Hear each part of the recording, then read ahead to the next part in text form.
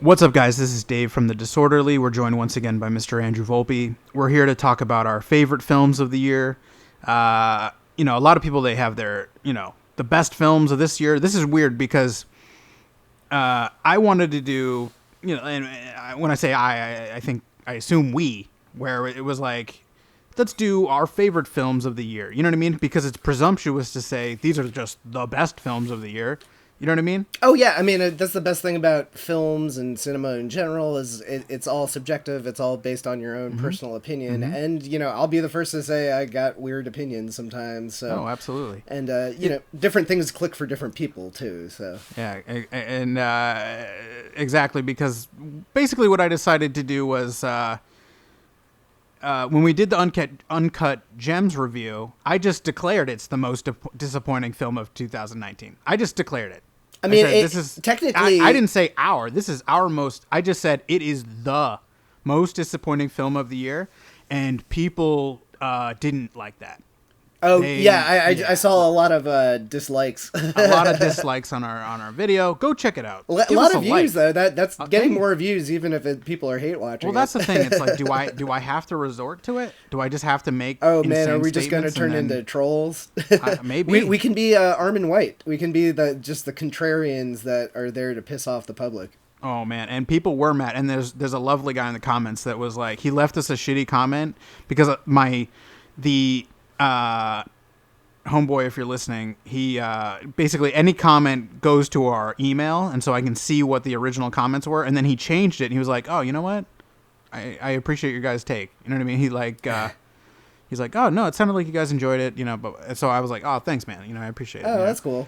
But leave us a shitty comment. I was gonna say that's like a 1 in a million story on the comment section for YouTube. It's never sure. you changed my opinion. Thank you for. Well, I think he changed his opinion on the comment that he left. Okay.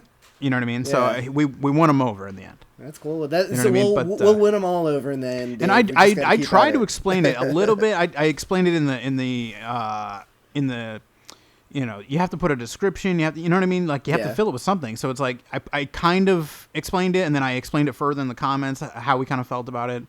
But people were not, they were not happy. Well, I think when they listen to the review itself, it's not like we were shitting all over the movie. I think we both liked the movie. For sure. It was just disappointing because we had such high expectations. And, absolutely.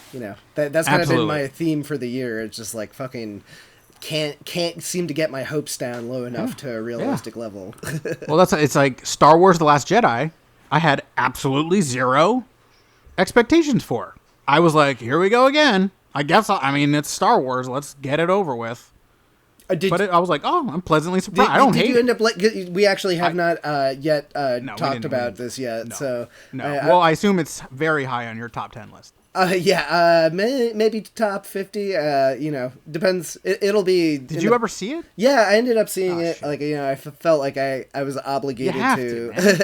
It's fucking Star Wars. And same thing. I don't have as much of a dog in the Star Wars fight because I didn't like grow up on Star Wars, so I'd like it. The new movies and everything. Like, I'll watch them, and there are things I like about them and things I don't like about them. But I don't have the personal stake in it that everyone else has. So, But it's interesting. I kind of have the same experience with Game of Thrones too. It's like when I'm not myself part of a cultural thing, an event that's going on, you kind of almost take a weird outsider sociological perspective on it, and it's interesting because you never got into it, right? You never read the books and never watched the show. Game of Thrones. I tried watching. I think I watched like half of the first season with my brother, and I didn't make it after that, and then I watched the last season, which I've heard from everyone is, and I think I've seen like summary videos and everything. Right. It seems, why do you watch summary videos of a show you've never seen? Because it gives me a little bit of context. You should just be oblivious to it. Enjoy that. You're like the one guy that was like Lost didn't ruin. You know what I mean? Yeah. Like, you're not disappointed by. You know what I mean? Like, that's a great. That's where I'd rather be. Instead, I walk through life knowing Lost sucked at the end. You know what I mean? So, like, that's not great. But it didn't Mike say that? Like, we had a friend of ours swear that he was not going to watch the series until all of the books had been published, and he was going to read them and then go back and watch the show. That's ridiculous. Well, I mean, I guess That he's he still didn't waiting. he didn't hold then, to that, right? did he? Oh yeah. I mean, hang in there, bitch. Yeah, yeah. Like it's gonna be 50 years or something. Yeah, George R. R. Martin's little plebe assistants are gonna be finishing those books. Yeah, so You know what I mean? what's going to happen with Game of Thrones now? I don't know. Are they going to try to Mandalorian it or something, or try to Mandalorian. do some sort of spin-off that's like it seems like it's similarly with a lot of the Star Wars stuff, like it's the bitterness that's in the air of the fandom has put a little bit of a stench on all this potential for spin-off and franchise and stuff. Big stench. The stench got a hold of Naomi Watts's pilots. They killed that. And then some I don't know, man. I can't keep track. Tweet at Nick Risner. Ask him. He's probably more plugged in. He just did our top 10 best TV shows of the year. It's up on the site. Go check it out. Thedisorderly.com. Check it out. Big year for HBO and Netflix. I think I want to say every show he listed was aside on from either one HBO was on either HBO or Netflix. So it makes sense. Yeah. So let's dive into this. So this is, I think to me 80% of the year was trash. Terrible. You know what I mean? Agree. I think in the last couple of months we've had some great ones, but god damn, we just suffered through this year from spring through the summer into the fall. Just I don't know. I'm sure I don't go to TIFF.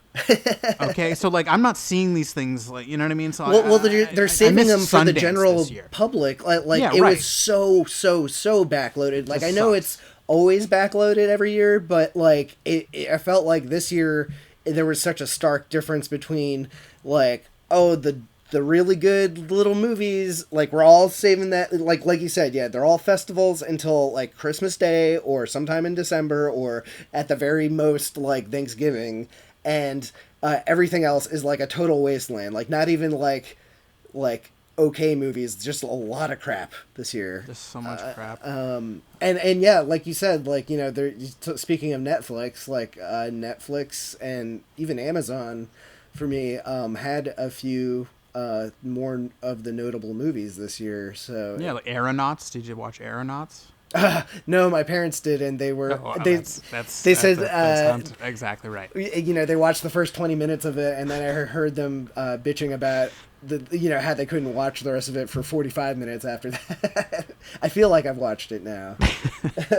Well, you had a lovely New Year's around your parents. Yes. You know what I mean? Catching up on Mr. Volpe's, My personal ever changing taste. Yeah. We got to do that. The Volpe family check-in. We got to have him on the show one time. We got to have him on. Just because like the man has his ear to the ground of pulp culture. You know what I mean? Like he's like I remember him being like pretty into like Sopranos and all that shit when that was going on. I mean that was when we were growing up. That that was kind of our the high school years. Right. I feel like that was more in his wheelhouse. Like as we mentioned before, he's got a love for mobster movies. Well, I was always fascinated because your dad loved, like, my parents. We never had paid cable. You know what I mean? I never grew up with any of that? No, I never had any of that shit. So like my parents, they're not watching like hard R Sopranos and The Wire and shit. You know what I mean? So I was fascinated by like, oh, my friend's dad loves all these weird, gritty, super violent. Yeah, and he's like a dad, but like at the same time, he's into this crazy shit. Yeah, I mean that was definitely. I mean, I guess that would be one of the things that got me so into movies growing up. Is we just had like even when I went over to my parents for the holidays recently, I don't watch that much regular TV these days. So just like sitting down, we crashed on the couch for Christmas, and I was just like, Jesus Christ, they have like 20, 30 movie channels. So I was just constantly surfing between all of them, which is what I did, throughout all of my grade school and high school years. And yeah, it definitely helped. I feel like it But the funny thing is, like, my dad's got a short attention span, so he can't stick to one movie or channel for more than 15 minutes, and he'll be like actively like, this is so stupid, as he's like flipping Life's back too and short. forth. You got to keep it moving. He's a very a fast paced mile a minute New Yorker. Got the New Yorker, New Yorker in his blood. There you go. So without further delay, let's get into it. The format we're going to stick to, I think we did this last year. We've each picked 10 movies. I've watched so many goddamn horrible movies this year. It's just insane. I've got lists. I've got lists of stuff I saw, stuff I didn't see, stuff that I meant to see, things that I saw that I hated, things that I saw that I loved, things that I didn't quite love enough to make the list. So we'll get into all of it. We've each got 10 movies. We're going to start at 10. And then if I don't think we're going to have a lot of these in common. I don't think, just from our like conversations throughout the year. Yeah. But if we do, we're going to, whoever has the film higher up on their list, we'll punt it forward, and then we'll discuss it when it's in that ranking, right? So if I have Star Wars, The Last Skywalker, is that it? No, Last Jedi? Skywalker? Last the Rise of Skywalker? Rise of Skywalker. There you go. If I have Rise of Skywalker at 10, but Mr. Andrew Volpe has it at number 1, then I will punt it, and then we will talk about it. So how did you guess my number 1, Dave? Fuck, I mean, I'm sorry. I may have ruined the entire podcast. But anyway, so let's get into it. That's the format. Do you want to go first, or do you want me to go first? You go ahead. All right. Number 10? Number 10. Drum. Do I need to do a drum roll? Or? Nah, it's okay. Fine. Okay. This is. I really have about, I don't know, 7. You know what I mean? And the last few are just kind of seat fillers or something. I literally was like, I have, you know what I mean? Like I have like 7, and then from there I had like 30 that I felt like pretty close. Yeah. I feel like when you get to the back end of the 10, it kind of becomes nebulous. Like a lot of them could be interchangeable. Like, they were pretty good. And then you get to the crap. And I kind of want to hear what some of the worst movies you saw this year. But I'll get into them. Yeah, all right, we'll save that for the back end. My number 10, Marriage Story. Did you see it? Yes, and it is a little higher up for me. Okay, so we're going to punt that forward. Okay, cool. Wow. Okay. We already got one. We're punting. Okay, so why don't you? What's your number 10? Okay, so my number 10, and I think this movie barely counts as having come out this year, which will be a repeated theme that will come up later for me. Oh yeah, and by the way, I don't believe any of that nonsense. If it did not come out for me in 2019. Then it's a 2019 movie, goddamn you. You know what I mean? Yeah. I don't care if it came out in Seoul, Korea in 2018 or something, right? Right. Okay, sorry. Like, if it was not released, so I don't have many of them. Like Nightingale, like they're like Wild. God, there was so many movies, and then I went, 2018. Yeah. It's like when was that? That's the festival thing. It's like, it dropped on a festival, right. And so like the Nightingale, technically 2018. Wild Rose, technically 2018. There's a lot of these movies that are technically 2018. I don't give a shit. There was a bunch of movies that I wanted to see this year that were that case. Like they are technically 2019 movies, but no one will be able to see them until 2020. Like right, like 1917. Yeah, like that is my number 10. Well, let's talk about it because I couldn't see it. I live in Southern California. I live 30 minutes from Los Angeles or whatever on a good day. 30, 45, anywhere from 30 minutes to 4 hours away from Los Angeles, depending on the time of day. And I cannot see this movie. Yeah, I mean, so let's hear it. I tried. I was even willing to like dip into Fandango and try to find it. Couldn't do it.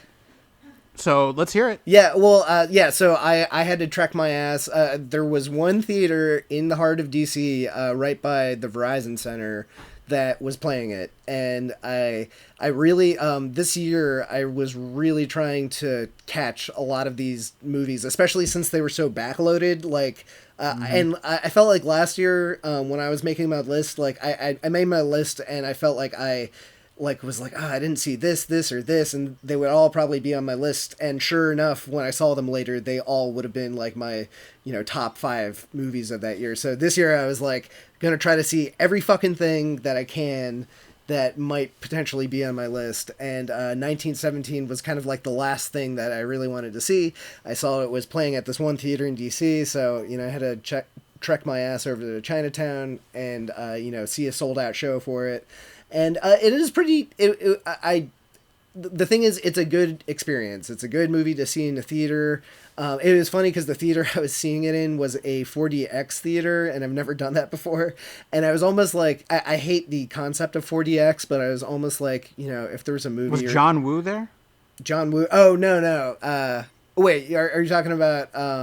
Is that the John Woo technology that? Are you talking about Gemini Man shit or whatever? You're right. Is that what is the motion smoothing? Or no. What's your beef with this? It's basically the shit that they would use in like Disneyland and King's Dominion, where your seats rumble and like if there's rain in a movie. I like the smells hitting me in the face. Exactly. So that's horrible, I think, for 99% of all cinema, and I think it would probably be in bad taste to do it in this movie since it's a solemn war movie, but the whole thing is basically supposed to be kind of like a roller coaster ride anyways, so I was like, I would totally go for that, but of course they were only playing it in regular. There probably won't be a 4DX, I imagine, of this film.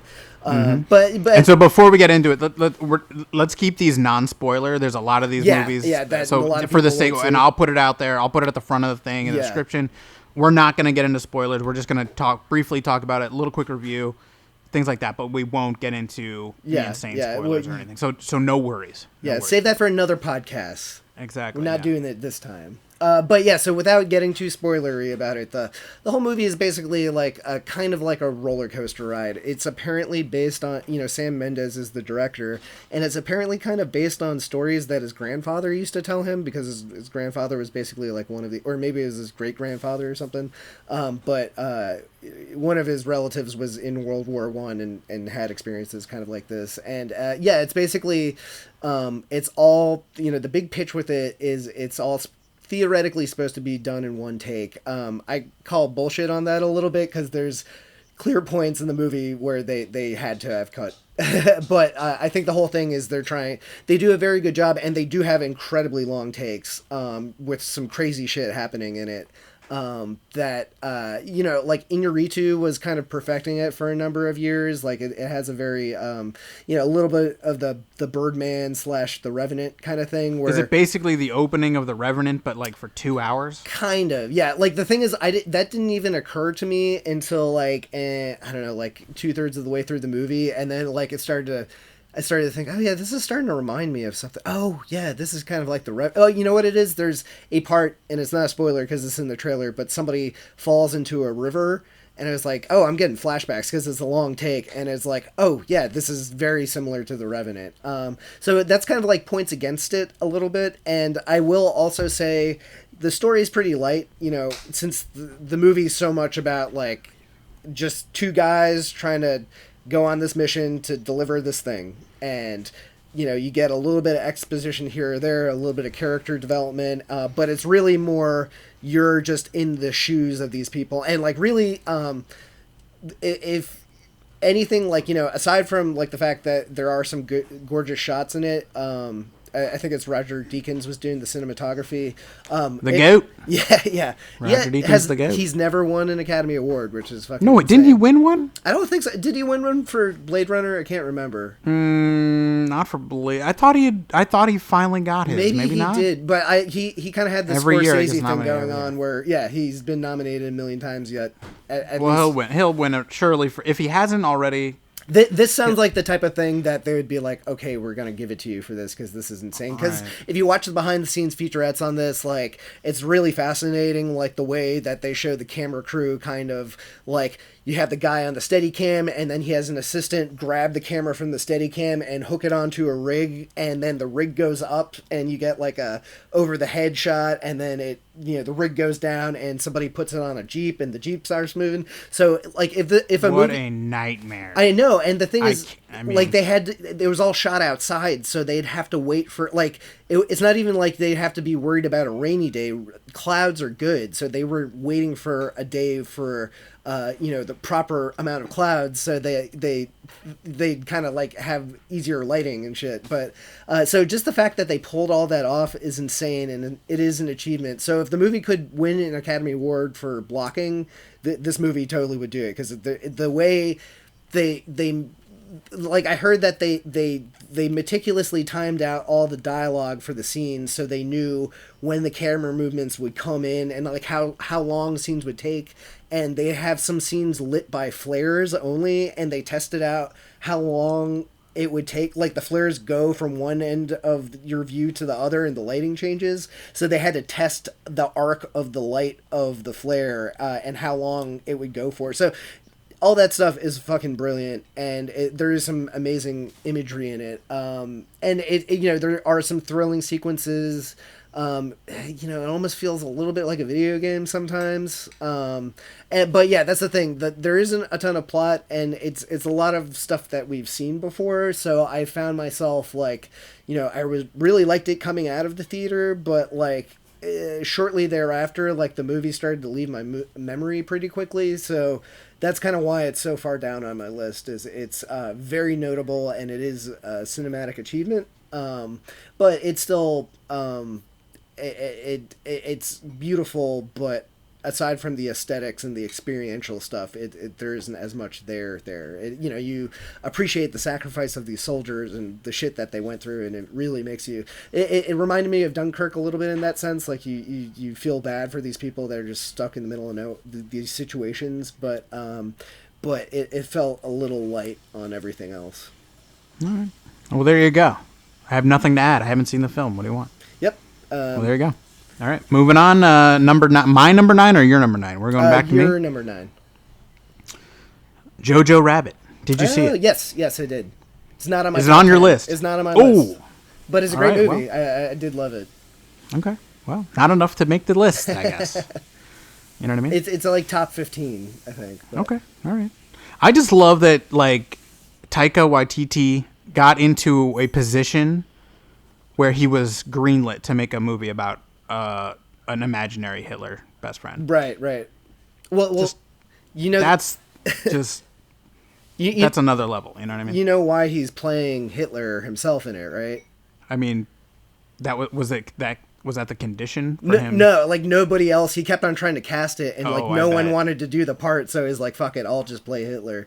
And he's great at it. Like, his energy works. Is perfect for that tone, Totally, because he's at times he's very cute and adorable, and then at times he's completely insane and violent. You know what I mean? The whole range of the character. You know what I mean? Yeah, like, you can see the little the hints of actual Hitler, and just like everything being so clearly through the perspective of the kid. Like, he really captures that, like, Calvin and Hobbes, like, just childhood imagination, and the way a kid would think somebody important would act, or an adult would act, and everything like that.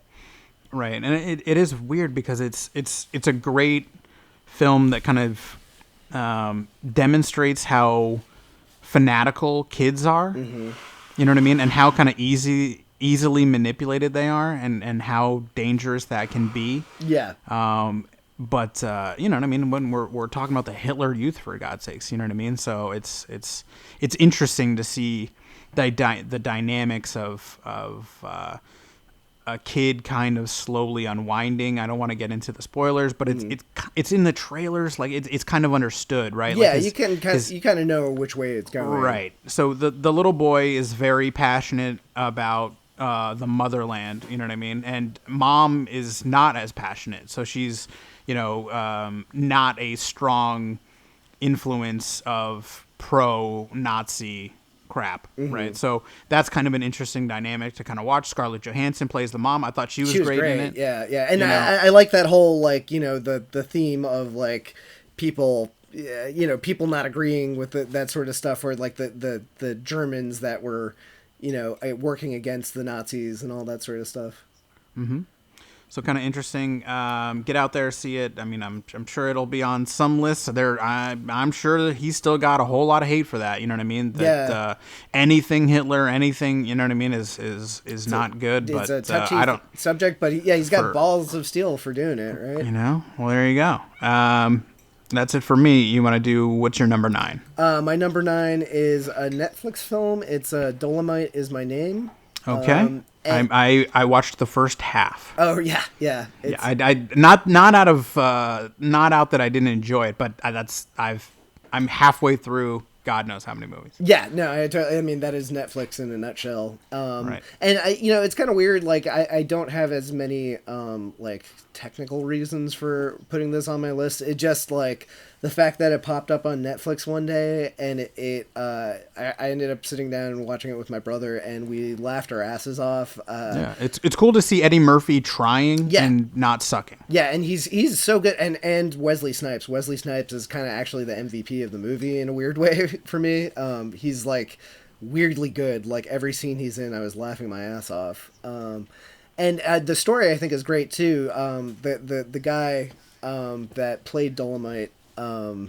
Who I'm sorry, I should have pulled up this information, but his name's escaping me, but he's got a whole interesting backstory. I kind of knew a little bit about it beforehand, but this movie pays really good homage to it. And the director, whose name is also escaping me, but he's the guy that did Hustle and Flow back in the day, I think. And what was that? Black Snake Moan. And then I think he did like Footloose or something, and it kind of derailed his career for like 6 years. So I was really happy to see him back in this pocket again. He's really good with actors. There's some great camera work in it. I will say, like, the movie is almost like super light. Like there isn't a lot of there's usually more of a moment where everyone hates the main character for some reason. Like you don't really get that in this movie. It's more just like, about a rise to power, but like you really do appreciate Eddie Murphy's character's tenacity, and there's also a really sweet friendship between him and the female lead in it. But yeah, it's super hilarious. It really makes you want to dig into the backstory of what the guy the movie is based on, and it's really nice to see Eddie Murphy trying again, and hopefully this will be like the start of a Murph-a-sance. His McConaissance, if you will. You know what I mean? To bring back the Murph, Yeah. Did you watch any of his SNL stuff? Yeah, I didn't see a single segment. I don't. It's weird because I don't watch SNL too often, too much. But I've been watching the last few episodes for some reason, and he was great. He brought back a lot of his classic characters. So from before we were born. Yeah. Like I some of them I had to like Google beforehand because I didn't even know of them. But it was pretty good. And I'm sure he's like hopefully not going to give us more Meet Daves or Pluto Nashes or anything like that. What was the one where he can't talk? He has like 1,000 words. 1,000 words, I think. Anymore? Yeah. Surprise! I never saw it. I have not seen most Eddie Murphy movies for the last like. Pluto Nash? Did we say Pluto Nash? Pluto Nash. Haunted Mansion. Haunted Mansion. Yeah. I love the Haunted Mansion. Oh, and really? Even Ash, the ride or like, the movie? No, the ride. Oh, okay. And she's like, did you like the movie? I liked it. She loved it. Oh, okay.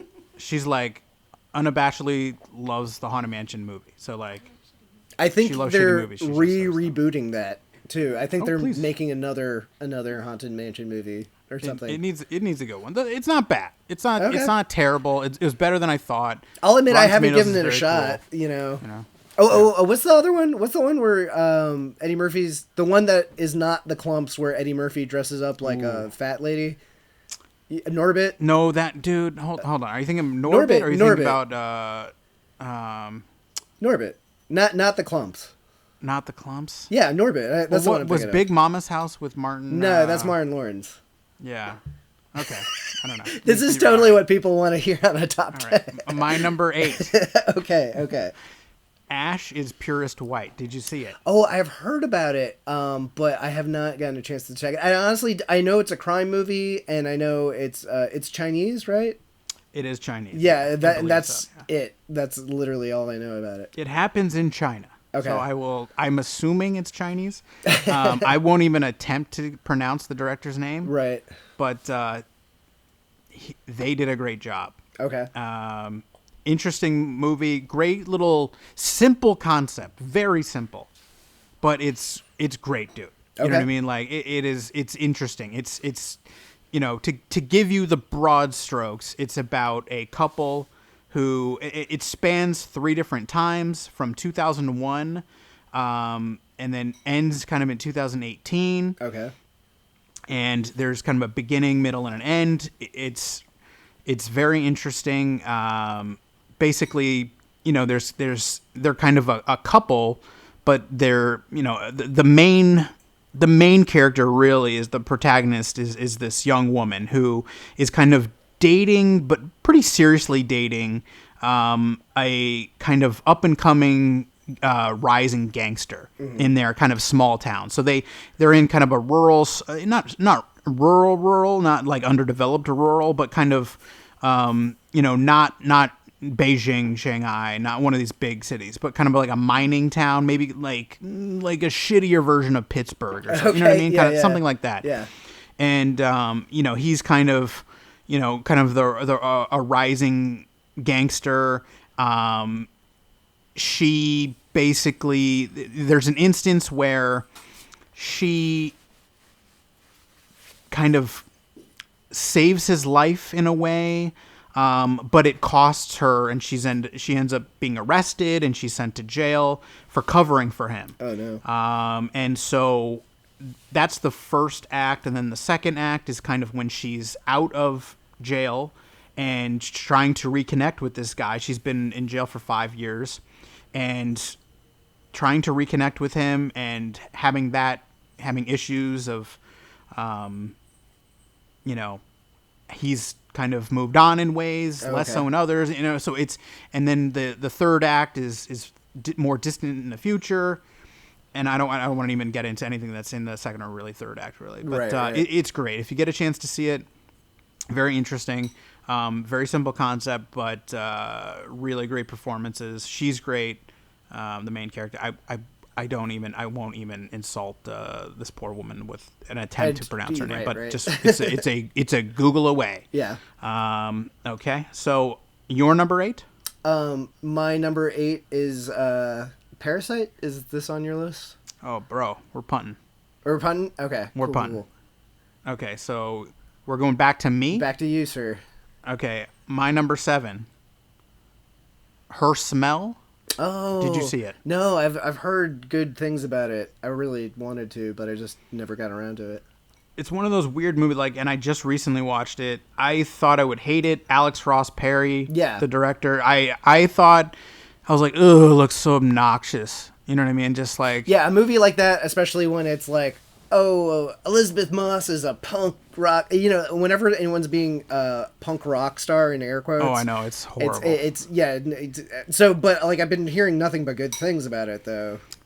It's long as hell. It's way too long. But it's great. There's things that are great about it, and that it kind of makes up for anything that just is less than great in it. It's very interesting. It's like.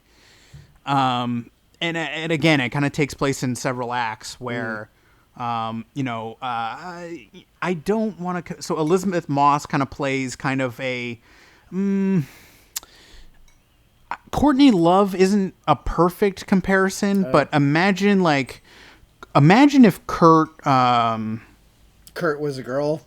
If Kurt was female and didn't die, and he was now like a little it's the glory days of the band are behind them, and is she supposed to be as seminal as Kurt Cobain was? Is she like super famous or anything? She is, but it's a little bit less, because I'm trying to think of a good, maybe like The Breeders or something would be a good comparison. Yeah, like maybe Pixies. I'm trying to think, but yeah, like not even maybe the Pixies, but like I'm trying to think of a band that would kind of Veruca Salt maybe, where they but this is very clearly like, and they make a point of this. It's a weird thing where like they show where there are scenes where they're performing, right? Yeah. Where they're performing for an audience, and it's 90% female. Oh, like wow. there are some guys scattered in, but this is very clearly like a girl band, yeah, audience, right? And everything with girl fans. Huh. It's like watching the scenes in like 10 Things I Hate About You, where they're in the bar, right. and Heath Ledger's like the only dude in there, right. And Julia Stiles is like jamming out with like her other girlfriends, and it's all just females, like enjoying this like female punk band. Right. Okay, so like it's like that, but. Imagine Elizabeth Moss is more of like a more weird and deranged and violent and gross, like than more punk. So she's definitely closer to like a Sid Vicious, Johnny Rotten, like a who's the guy that would like eat shit on the stage, like DD or you know what I'm talking about? DD. I cannot remember his last name, but I know what you're talking about. No, I'm trying to remember. I don't know, man. So she's like she's shooting up and like doing. No, not quite, but just interesting, man. But it's interesting to watch. Like the first act, it's like the way. So they took the creepy theme from Under the Skin. Oh, the black room, the dark, with Scarlett Johansson's like thing? Walking. Yeah, but okay. So you know that weird soundtrack? Oh yeah. That soundtrack was amazing. I love that. So that weird song is playing kind of in the background of the scenes, kind of when they're running around backstage, and it's like chaos and hectic and stuff. So it feels like a horror movie. Is it like she's having a mental breakdown when she's not performing, or like right before? So like the opening scene is, I think they perform and then they finish up and they go backstage, and it's long cut. So it's like it's long shot. So right. Long segments of going up and down hallways into rooms. Right. You know what I mean? I'm not describing it well, but it's interesting as you kind of track with them and the band, and they're arguing, they're screaming, and they're you're like a fly in the wall, kind of getting all the chaos. Yeah, like her estranged husband is Dan Stevens. Okay. But it's got a good cast, like Cara Delevingne's in it. Her bandmates, the actresses who play her bandmates are great, and it kind of just about the struggles of like an aging band. Like if the Chili Peppers were just a mess and like fighting with each other, and they're arguing about albums and touring, and it's way too long and it's pretty self-indulgent. But the great scenes are really fun, and then there's a lot where you're just like this could have been done faster. You're right. But it all kind of, I mean, she does. Elizabeth Moss, she's great in it. I mean, because it's a well-rounded, interesting whole thing. I don't want to spoil anything, but check it out if you want. I think it's on HBO now. Oh, cool. I saw it got put on HBO. So if you have HBO, go ahead and check it out. What do you need? You need number 7? 7, yeah. What's your 7? So my number 7 is Hustlers. Yeah. Trash person. I know. You're an absolute. I gotta say, like, I had fun in the movie. It's goes through. Did you now? Yeah, it goes through a lot of the same tropes of. Have you seen it, or? Of course, I've seen it.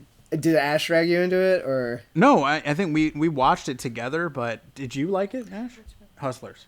Yeah, I like it. She loves it, so I hate it. It's trash. Oh, okay. I mean, what about it specifically did you hate? Well, I hated Constance Wu's character. Yeah. At no point do I sympathize with her. Uh-huh. She's drugging people. Yeah, I mean, not for some like I'm taking care of my grandmother. Oh, but you know what? Really like an Escalade yeah, too. Exactly. You know what I mean? So like, I just don't. I'm like, listen. I don't want to sound like an asshole. There's tons of like male characters that I can't stand that are obnoxious and shitty. I just go, but this I didn't. Nothing about this was interesting to me. Mm-hmm. It's weirdly dark, and it's a true story. I thought Constance Wu, when she's being interviewed by Julia Stiles, I was like, is she Is at she a some totally she just different stops person? acting. Yeah, I'm like, you does sound seem- insane. I was like, are you acting right now? Like, you sound terrible. You know what I mean? Like, yeah, I would say that, like, and I like Constance Wu a lot. Like, I think she's great and Fresh Off the Boat and all this other stuff. But I think she's better in the. She strikes me, and I could be totally wrong, but like she strikes me as somebody that's more like prim and proper, which is why I think she's great. Like, I believe it more. Even her name, Constance, like that makes you think of somebody that is like, I don't know, kind of type A or something. So, so I never totally believed her when she was playing her role in this, but she's good in it. Like, she's not great, but she serves her purpose, which is to be the audience surrogate. And then, you know, J-Lo kind of steals the show. Like, you know, J-Lo is like clearly going for her. There's no way she's not going to get nominated for an Oscar, and I'm not even saying that as a. I don't. Did you think she was good though? I thought she was really good, but she can do that sort of thing in her sleep. Like, you know, like that's kind of her. I don't understand. Yeah, like I didn't think anything was great. I thought I was like, what is? Where's this coming from? I don't know. I mean, like, I believe her as that type of character. I think, you know. But why did she go back? I don't even get into spoil. I don't even want to mention it because it'll spoil something. But right. I think I know what you're talking about, though. Okay. I don't know, whatever. But like, for instance, Ash was watching this movie called Burlesque last night. Oh yeah, the she found on Hulu or is Netflix. that the one with Cher and yes, Christina it's from Aguilera? 2010. It's got Christina Aguilera and Cher, and they're acting in it. Yeah, and it's horrible. Mm-hmm. Like, it's laughably horrible. That's like, the it's rep. so bad. I was trying to work, but I was like, I can't look away. It's like at how I'm bad sitting in this front of the TV on my computer trying to work, but then I kept like, it's like when you tilt out of your seat to like, wait, what was? Hold on, what was the line? What did they just say? Like, it's that bad. And I thought Hustlers was just the 2019 version of that. Yeah, I mean, I can see. I totally get. Like, I could understand somebody totally hating this movie, but I gotta admit, like, I kind of knew what to expect going into it, and I enjoyed it. I thought the cast was good enough. Like, I like the little crime caper things. I don't know how much of it was embellished and what was or wasn't, but there were some fun scenes in it. It honestly, like, I know it's weird because, like, there's some scenes that are, like, you know, Goodfellas light or something like that. And it's the most. I gotta say, can I talk about the scene where she gets paid with 320s when she thinks she's getting 300, and you can tell like the director was trying to strike like a sympathetic chord, like she only got 320s to do this thing instead of $300. Mm-hmm. Like she was she revealed like some insane like. I just was like, wow. Well, I mean, I get where you're talking about, and I want to go into it, but I do feel like we would be getting into spoilers. There you go. Go watch Hustlers. Yeah. Hit us up in the comments. Yeah, debate us. Let's have a nice friendly YouTube. Tell me why Hustlers doesn't suck. He has Parasite lower on his list than Hustlers, ladies and gentlemen. Well, I'll go into it when we like. Okay. Yeah. Well, we'll get into it when we. I might not talk to you for a year. You have Parasite higher, or I guess lower, than Hustlers. Yeah, I mean, okay. yeah. All right. Okay. All right. Okay.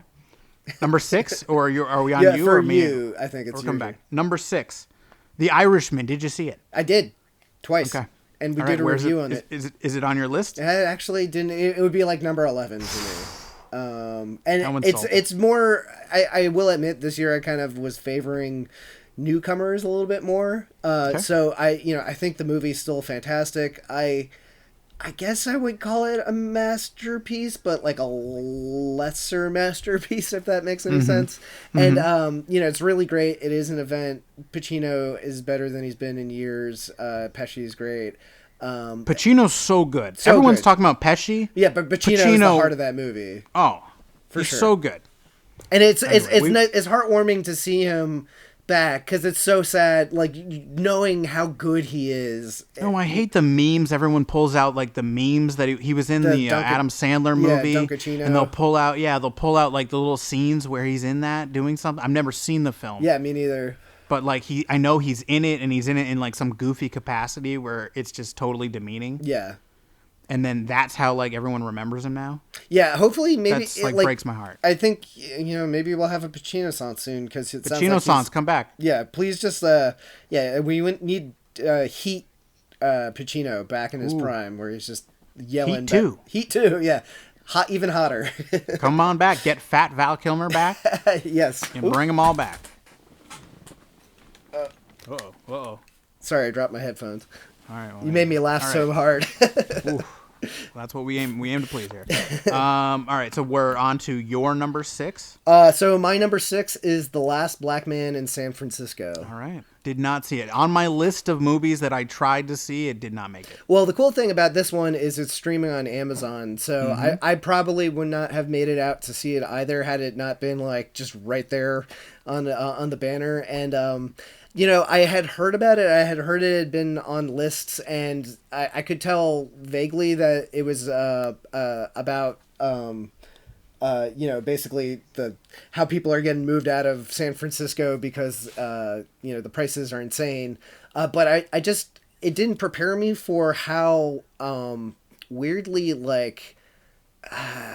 It's got some sort of magical realism to it. Like it's fantastical at times. Like it's shot. So like I'm because I didn't see it, but it's these two guys. They grew up in kind of like a brownstone. Yeah. And so now it's populated by what, like yuppies or like yeah. Silicon Valley types. It's or like something? old hippies now own the home, and then it's not really. It happens very early in the movie, but basically something happens where the house is empty and they can kind of reclaim it for themselves. And so that's the whole movie, is them taking back this house that this guy's grandfather built years ago. And it's kind of like the pride that you feel in that. And it's really, talking about it doesn't do it justice. I kind of encourage, especially since you can stream it, if you're on the fence about the movie, I suggest you watch just like the first like 5 or 10 minutes. There's this really great opening montage. It basically starts out with a guy giving a speech, and you still don't know what type of movie it is at first, but then there's this opening montage of the two main characters just skateboarding through San Francisco, and it's shot so well and edited so well, and the music is so well timed that like hooked me. That I was like, oh yeah, I'm totally engaged with this, and it's creative and it's weird and it's funny and just very unique. And I was so kind of surprised by it that I totally interested in this filmmaker and would love to see anything else they do. All right. Who's the director? Do you know? I need to look it up. All right. Well, what's all right. You ready to move on? Yeah. So you're number 5 or number 6? My number 5. Okay. Yeah. Uncut Gems. Have you seen it? Yep. We did a review on it We did 4 days ago. Quite a lengthy review. If you want to hear our long opinions on it, the spoiler version. Pardon me. Spoiler review. Like a hour-long spoiler review. You can Very find that controversial, on the site. I've heard. Very controversial takes. No, and just we won't get into spoilers here, but the general consensus among the two of us, which we did not have any real, like, when we see a film and we agree we're going to review it, we don't talk about it. Yeah, so we try start to keep recording it pure and as possible. clearly, we don't like to try to fake. Yeah, it's not premeditated. Yeah, it's there's no pre-discussion, and we both kind of felt that it was a little bit underwhelming, and for what we had hoped. Well, the thing is, we had such. I think the expectations are so high because Good Time was so just great. On our list 3 or 4 years ago. Like I think it was my number 1 of 2017. I think it was my number 1 as well too. So and that's a hard thing to recreate, especially since the first one was such a surprise. Because I hadn't heard of them before that movie, but this movie was still, like you said, it's on your top 10 list, so it's definitely got its good points too, right? Absolutely enjoyed it. It's wacky at times. I love certain scenes. There's the third act is I'm usually let down by most third acts, I find, you know what I mean? But I really enjoyed this third act. I love the weird kind of tie-in that it happens, it's centered around a real sporting event. It dips back into the near past, not too far back, but just enough to make it interesting. Where he has kind of an older iPhone, just interesting things like that.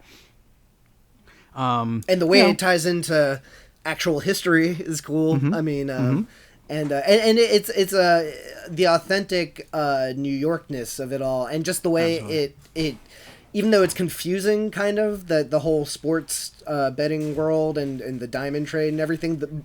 It's confusing because it doesn't take its time to explain everything for you, but that's also kind of the cooler part. Is like you just get thrown into this world and you see what their lives are like, and Jesus Christ, his life must be insane because absolutely the things he does in his daily life, it gives you a panic attack just thinking about it. Yep. So we'll leave it at that. Your number 5? My number 5 is Knives Out.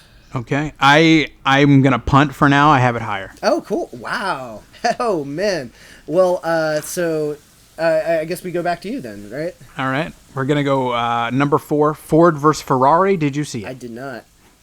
He doesn't like motorsports, cars, anything like that. He literally told me, he's like, I'm not gonna. Well, honestly, the thing was, I'm into it.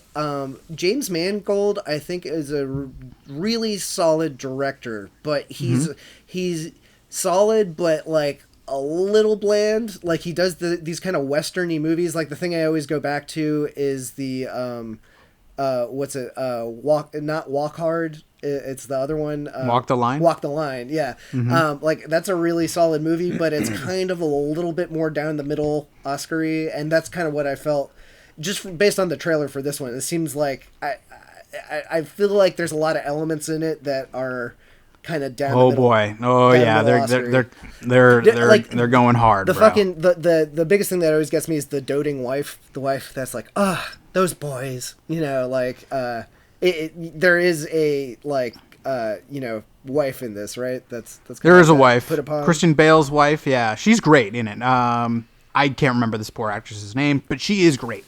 She's great in it. The little boy that plays Christian Bale's son is great. Looks familiar, man. He must be in something. I don't know. He might be in One Direction. I don't know. But he's great. He'll get a little. He'll get some pop and some buzz from this. You know what I mean? We'll see him in.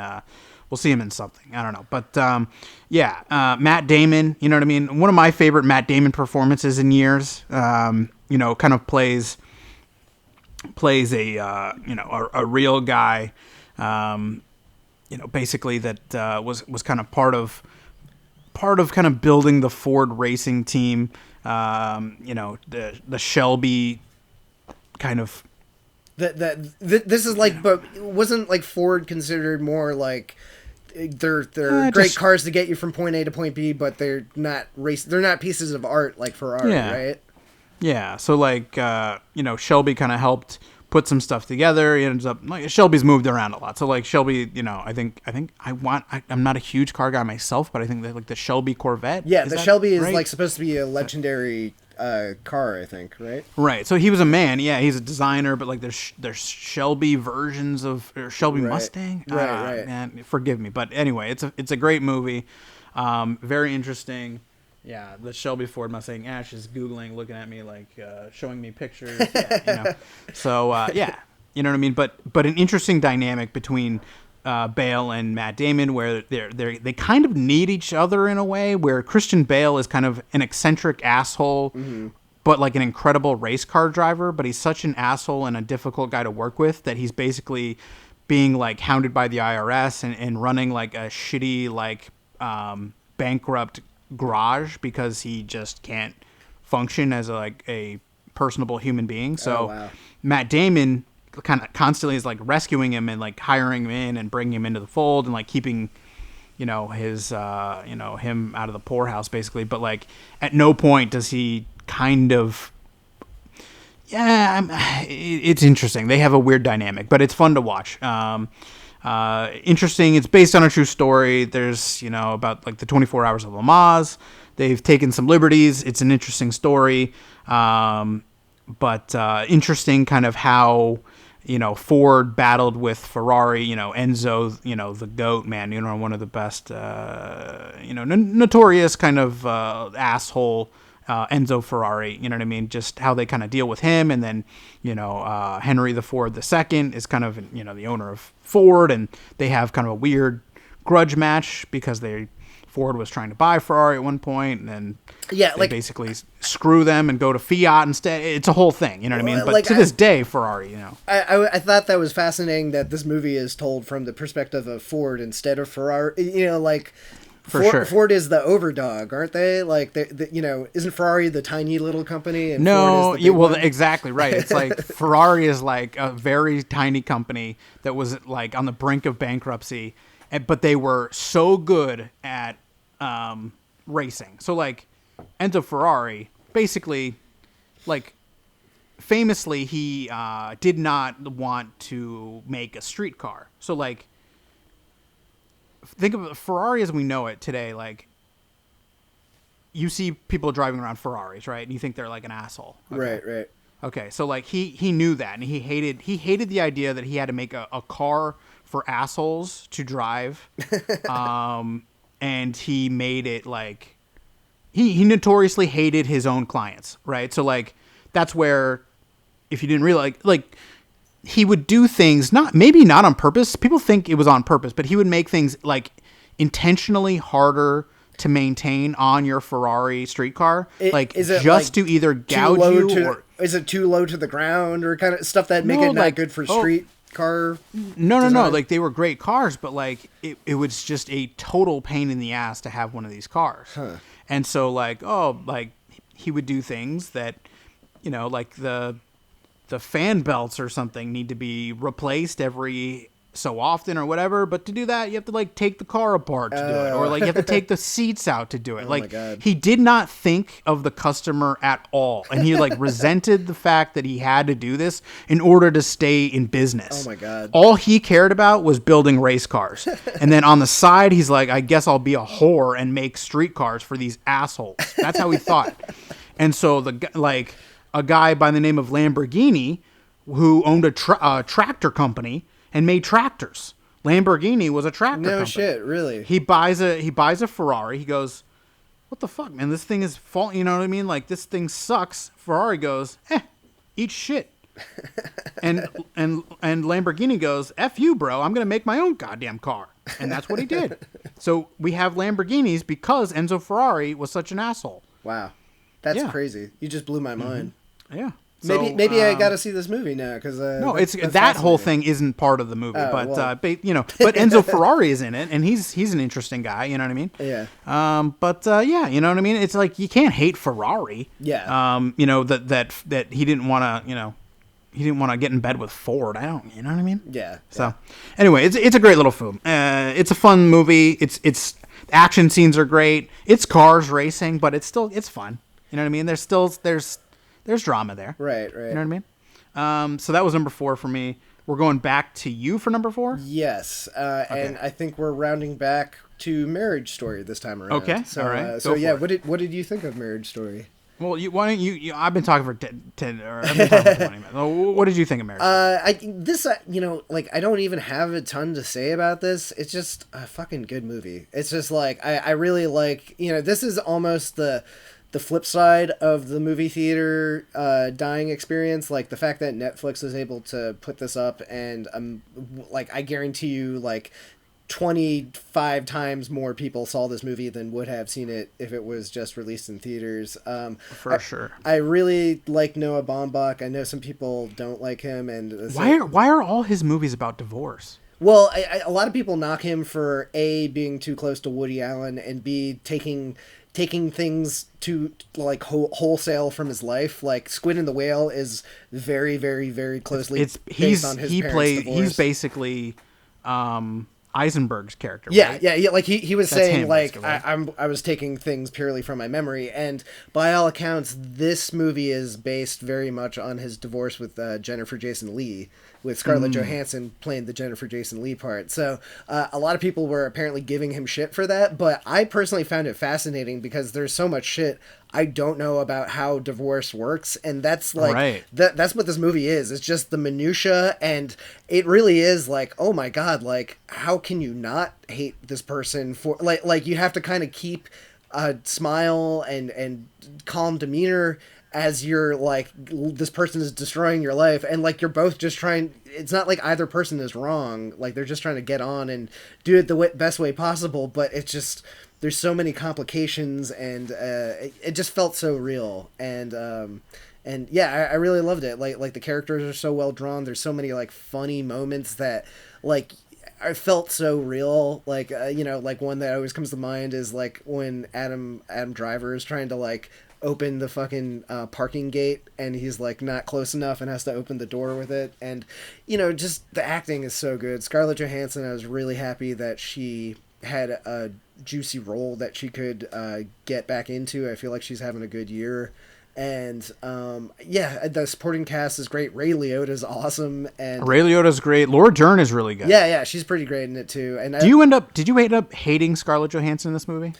I think it is pitted a little bit more against her, but no, I think she's got her. But the thing is, I think it's because it's told through the lens of Adam Driver / the director. So like, right. That's the thing is, I think she's got more of her side of the story to tell, and it sounds like there's, the movie starts with them like deciding to get divorced. So there's like a whole movie's worth of we don't know what happened beforehand, and even though they don't play it up as much in the movie, I could see Adam Driver's character being like a total like control freak, and I could see how that I could understand why characters would do the things that they do. Not to say that everyone is without guilt or anything like that, but yeah, it was pitted a little bit more towards Scarlett, but I felt for both of them and hated both of them at different moments too. So it was fascinating to watch, kind of like how brutal divorce is, and then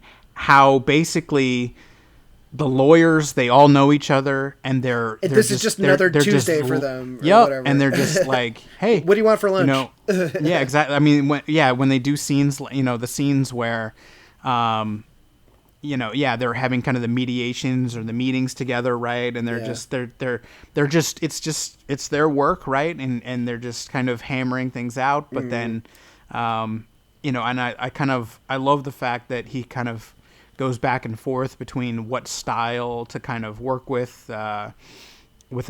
having kind of a lawyer, and he's kind of learning how brutal it is, you know what I mean, and depending on how good your lawyer is, you know what I mean, and things like that, and he's kind of unassuming, and he doesn't kind of think, he thinks. He's very optimistic, right? Yeah, he thinks it'll all work out. He's adorably kind of like, oh well, he's not taking the gravity of the situation. No, but that's the thing. Right. That's what Scarlett Johansson's trying to convey to him early on, right? Right. So it's very interesting because my parents aren't divorced. Like I don't we have some friends who have parents who are divorced and whatnot, but like we don't I haven't it. Right, so like our parents still hanging in there, you know what I mean, so like I don't and we're not quite old enough where our friends are getting divorced yet. Give it time, you know what I mean, so we're hanging in there, but I'm sure we're not in our late 30s, mid 40s when the first marriage is starting to kind of fall off the track, right? So like we're not hearing from our friends like how brutal their divorce is going, you know what I mean? So it is interesting to get an inside look of like how this happens, and it all feels so real. Like that's the thing, is like it's like you never doubt that this is not like it, like you feel like you're on a roller coaster ride of the shittiest kind. Right. And it's interesting because is he married to Greta Gerwig, or are they dating right now? No, I think they've been married for a few years, but they've been together for a while. I can't wait for 2025. The third divorce movie, but it's Greta Gerwig this time. They're one of those celebrity power couples that I really like got together. I'm rooting for them, but yeah, I know the track record with that is never great. So hang in there, crazy kids. You know what I mean? But who knows? Yeah. You know. All right. Well, okay. So we're back to I think it's your. you now because that was mine. So yeah, I'm going to number three. Yeah. Okay, which is Knives Out. Oh, cool. I can't remember the director's name. Oh, I think dude, Ryan Johnson. No, I don't. I'm trying to remember. What did he do? He did something. He did like some indie stuff. He did some like Brick and like Looper. I liked, but haven't heard from him. Yeah. He weirdly just went off the radar. Yeah. I don't know. It's so strange. It's so strange. It's almost like I could have sworn. I thought I remember vaguely you saying something about him being the worst. Something about him being worse than Hitler. I can't remember. No. I'm not gonna lie. I'm super glad that. So this did this turn you around on him a little bit, or no? I have my Star Wars issues. They'll remain my issues forever. You know what I mean? I think a lot of people don't like that movie. I don't like it. But I mean, the man made a great movie. Yeah. He should do things like this. I mean, this should not be making three more Star Wars movies. Yeah, you know what I mean. I mean, he's basically kind of like Wes Anderson, but with like like a chamber pot or chamber murder mystery is like so. Yes, keep doing this. Like, do things set only in one location with a good cast. Yeah, a great cast. Yeah, I'm trying to think. I mean, you know what I mean. Maybe one other film this year had a better cast, but this is arguably the best cast. Yeah, I'll totally agree. Pound for pound. And I'm trying to remember that's the poor like the thing name. that was I for me was like I love Ryan Johnson, but like the thing that I was like, oh, I have to see this movie is just to see all these cast members bouncing off Don each other. Johnson. Yeah. You know what I mean? Don Johnson gets their asses in the seats. Jamie Tony Lee Collette. Curtis. Yeah, Tony Collette's great. Yeah. I hated Tony. I hated that they made Tony Collette do that though. Yeah, I mean she's played like, she's played ditzy a few times before, so she's good at it, but she can do it in her sleep. I kind of thought there's some actors that I kind of wish that I'm almost curious if there's like cut scenes of some of the lesser characters like Ricky Lindholm and the kid from It. Like I kind of wanted to see more. Stanley from It, right? Yeah, like because they're great, but they were less of a component in the story. And then my man, who were his Mr. Bond, Walt. No, yeah, well him obviously, but Walt. I'm trying to remember his name now. Walt is. Remember? Chris Evans. No, that's Ransom. That's Chris Evans, but then the older brother. Man, I'm trying to remember his name. Michael Shannon. Michael Shannon. Yeah, Michael Shannon was great. I mean, you know what I mean? Just dude, they got. Yeah, they got the best of the. Dude, they even got the thing I really liked about it is they got fucking Emmett Walsh in it for a scene. He's the guy, the security guard, the old security guard that. Okay. Do you remember that he had like a cane? I remember that. So that dude, did you ever see Blood Simple or Raising Arizona? Or no, so you've seen Blade Runner, right? The original Blade Runner. Yeah. You know the guy that the guy that makes the origami.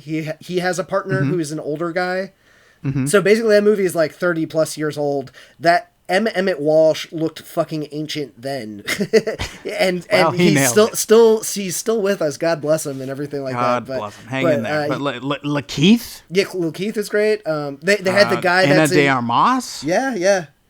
Who actually like I think I was most surprised that she wasn't terrible. No, she was fantastic. What else has she been in? She looks Blade Runner, Knock Knock. Okay. A lot of different foreign films. Interesting.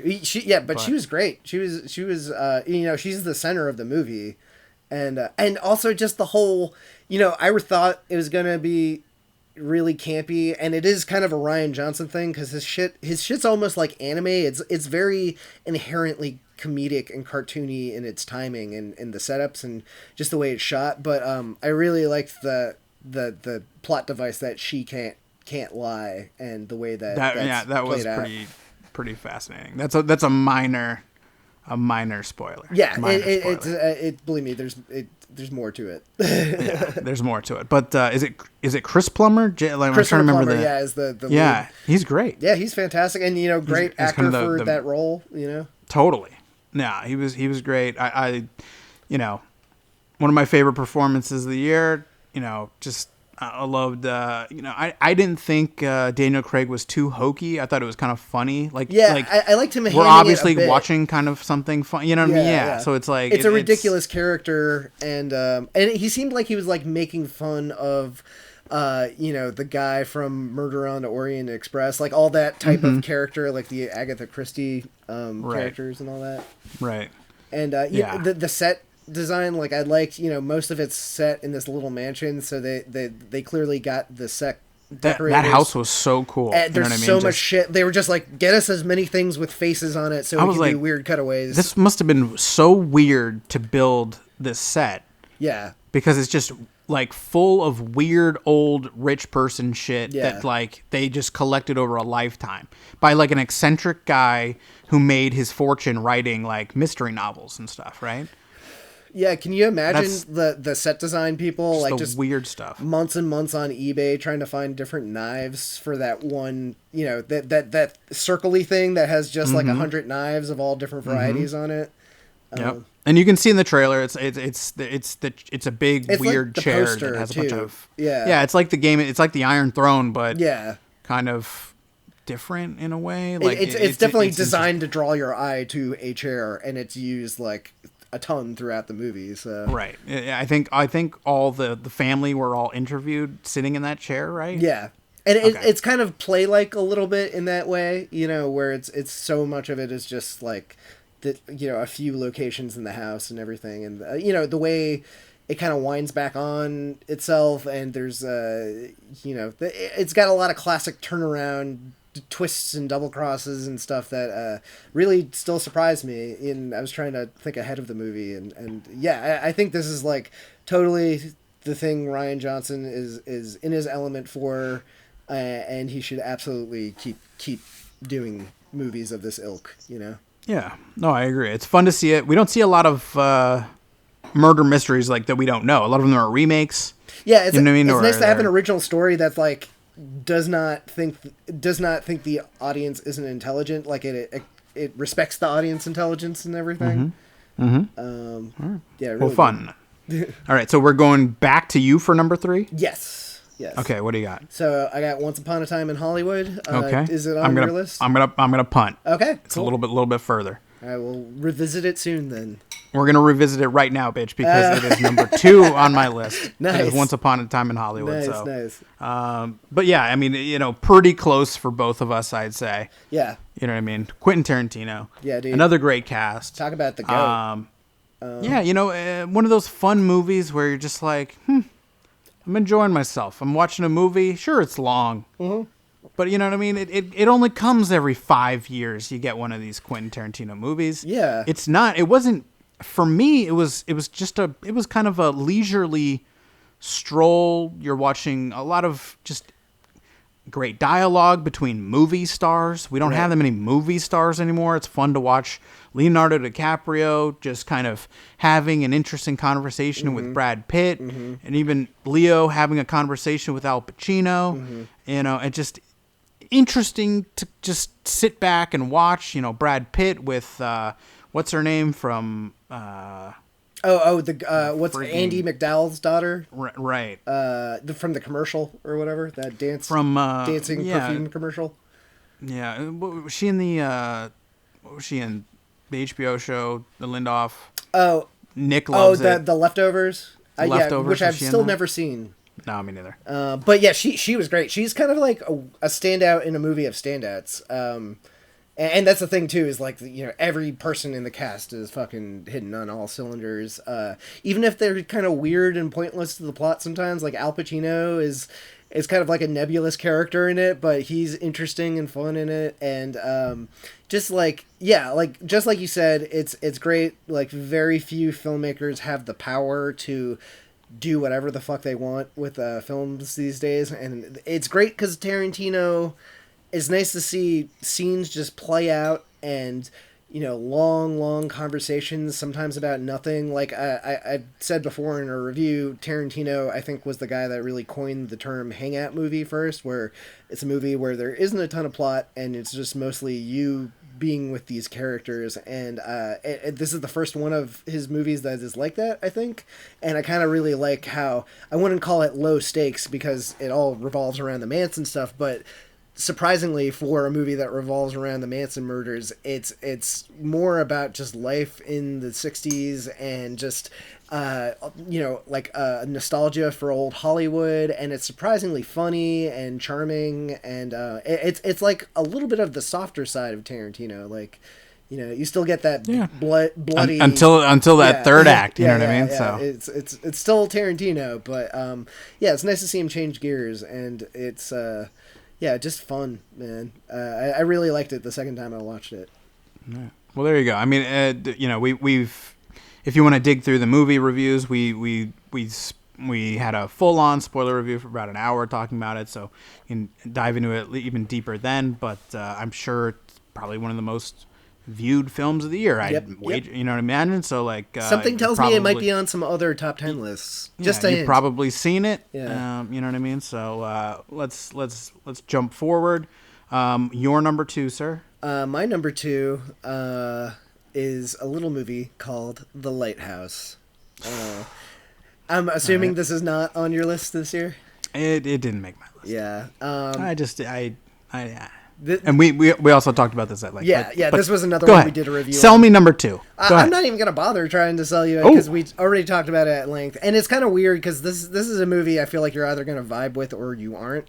And it really connected with me.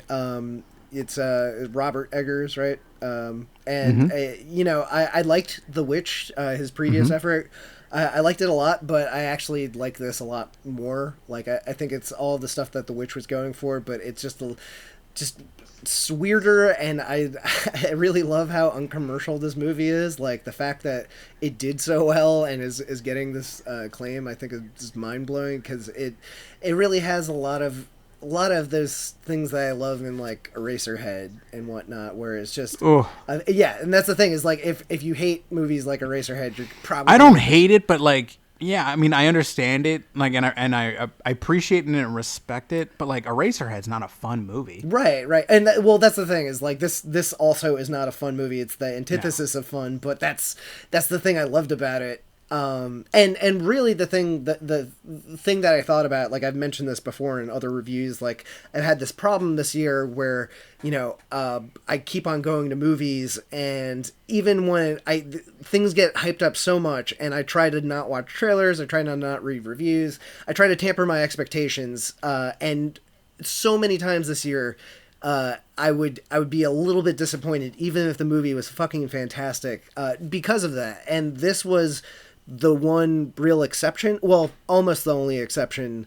Like, it had been hyped up so much, and when I went to the theater, I still loved it. Like, every minute of it, I love the way it builds on itself. I love the way it's very oblique. Like, there's a bunch of different ways it can be interpreted. The acting is great. I will agree, a lot of people are knocking Robert Pattinson's accent, which is kind of in and out, and I'll agree it's not perfect, but I think his performance is still pretty good. And then, of course, William Dafoe is just, like, I don't know what type of monster he's slowly transforming into as time passes by, but he's doing a great job of leaning into it, and that's not a spoiler, ladies and gentlemen. That is more of an I'm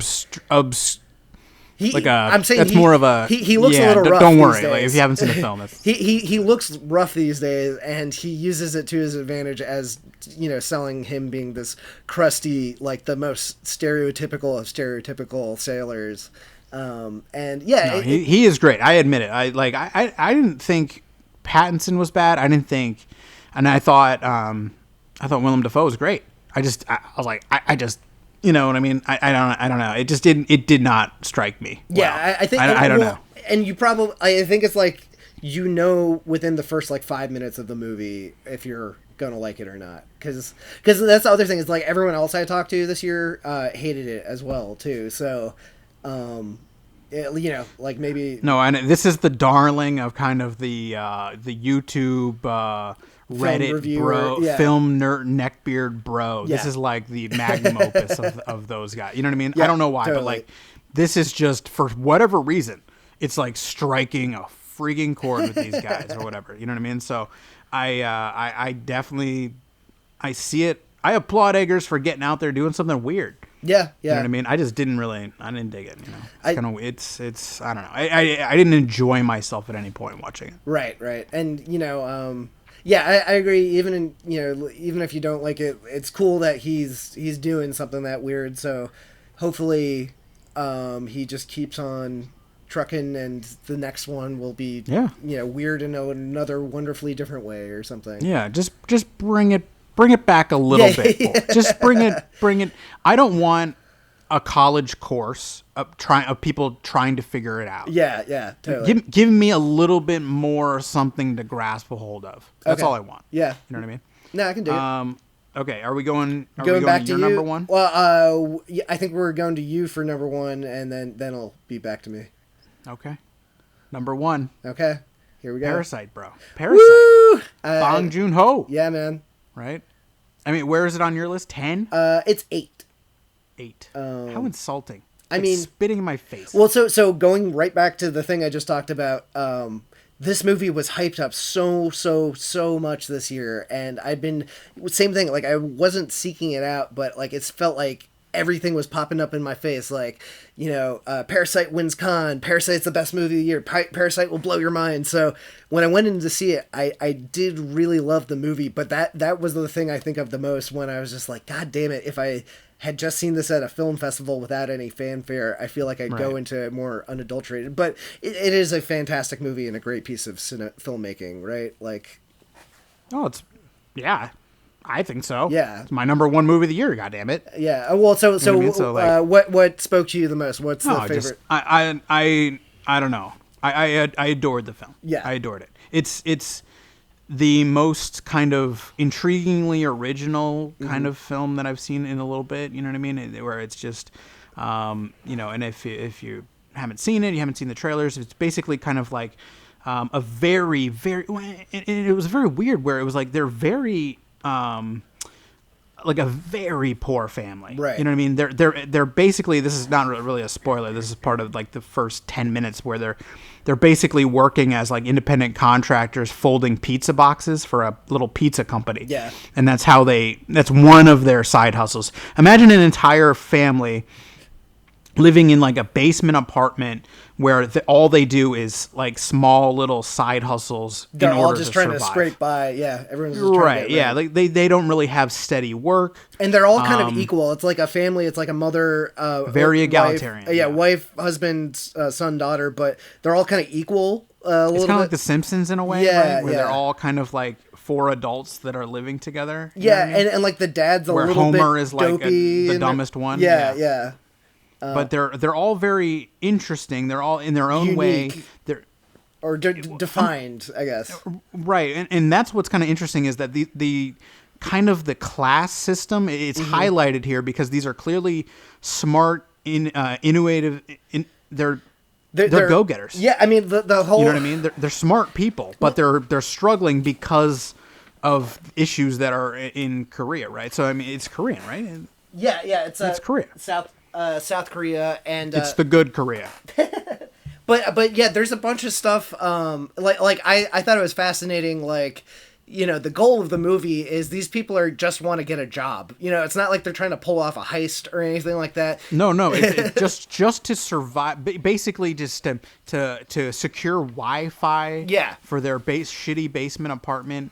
You know what I mean? To basically to be able to afford like a dinner and like base level, like college freshman level alcohol. Yeah. You know what I mean? That's kind of like the ideal. They like at one point they celebrate an accomplishment by going to like a cafeteria. Oh, dinner. Yeah. And then at one point it's like a big deal that they eat at a pizza from the pizza place that they used to fold pizza at. Right. So exactly. like, Yeah. that's a big deal. It's come full circle. Yeah.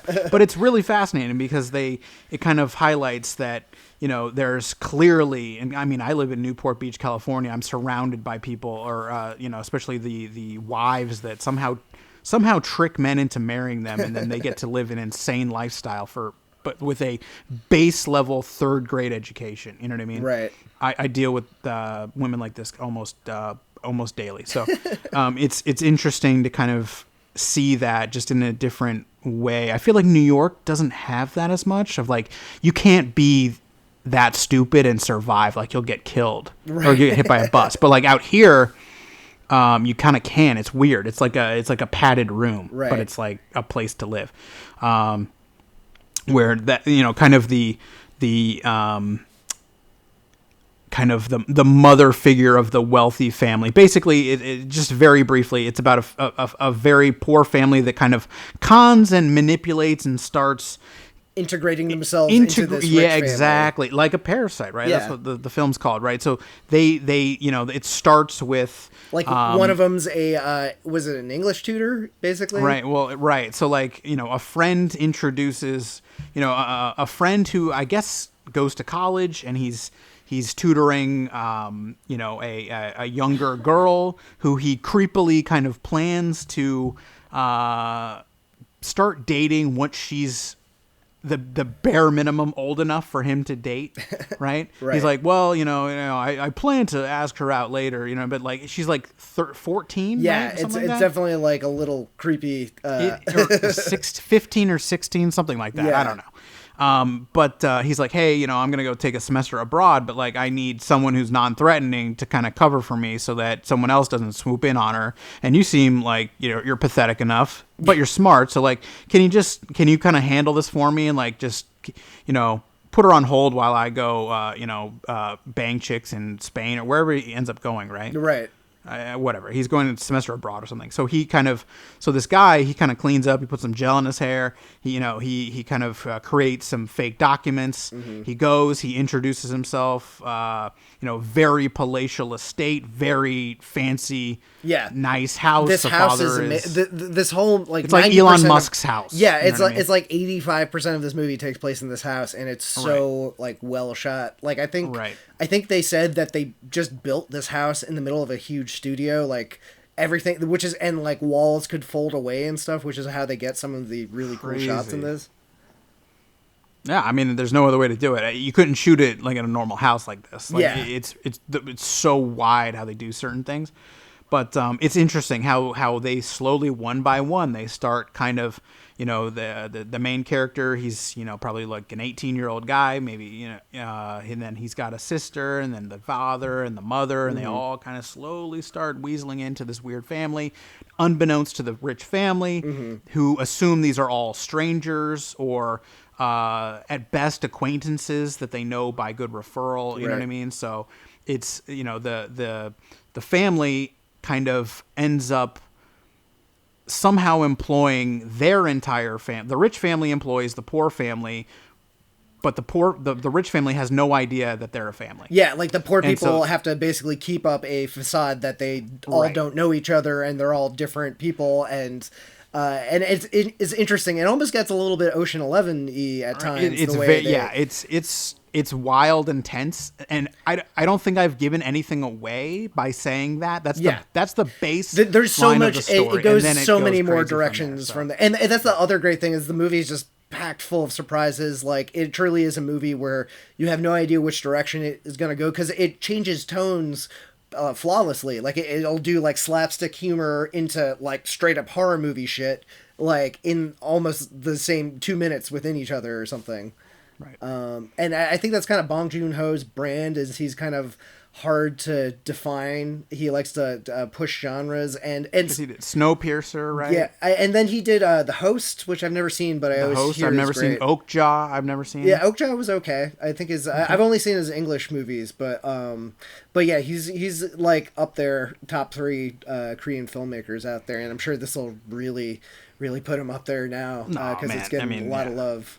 A lot of love, but go see it. My favorite film of the damn year. So good, yeah, I do agree. And even though not as good as Hustlers, though. Hey, yo, dude. I mean, if you're not going to give the Academy Award, you're lucky you're on the other side of the country, sir. If you're not going to give the Academy Award to J-Lo, give it to J-Lo's butt. That's all I'll say. Well, there you go. Okay, there you go. He was like, "Oh wait, we were going to podcast what? Something else?" Yeah. Oh, yeah. And he's like, "Oh well, I got to watch." Started Hustlers, so like, we'll have to take a rain check. We did it later, you know. All right. Dude, I got my priorities. I know. All right. Okay, so your number one film of the year, sir. Yes, I got. Well, so don't hate me, but I actually have a tie for my number one, Oh, the worst. but with an explanation. Okay. So my first number one pick from this year is one that's been on a lot of lists, but I really, really loved it. It was The Farewell. Okay. Which was Didn't see it, wanted to see it. Yeah, it's good. It's out on video now. It's Lulu Wang, I want to say. I should have looked that up beforehand, but Nailed it. she's yeah, like I had heard a lot of love for it beforehand. I think I'd seen some trailers for it, and it looked pretty good. But man, when you just watch it, like everything about this movie is just pitch perfect, and it's sweet and sad at the same time. It's all like really true to life. You can tell that like there's a lot of just personal experience in there. Aquafina's It's based on like, is it the writer, directors? It's like it's pulled from her own life. Yeah, so writer and director, she wrote and directed it, but it's pulled from her own life, and it's basically about, and this is a real tradition. It's basically this girl who's an American has a mother in China, grandmother in China, who is, the family finds out, is diagnosed with a terminal illness, and it's a thing that they do in China where if they find out something like that, they won't tell the old person. They'll just kind of all, keep a lie going and just let them live in happy ignorance and everything like that. So it's great. Like this whole movie is just constructed, like the whole movie is really about the lies that families tell each other. It's not just about this lie they're telling the grandma. Like as you go through the story, you find out all these other little lies that the family has told each other throughout the years, and just the way that everyone feels the obligation that you have to feel to stick to tradition, even when it's maybe not the right thing to do.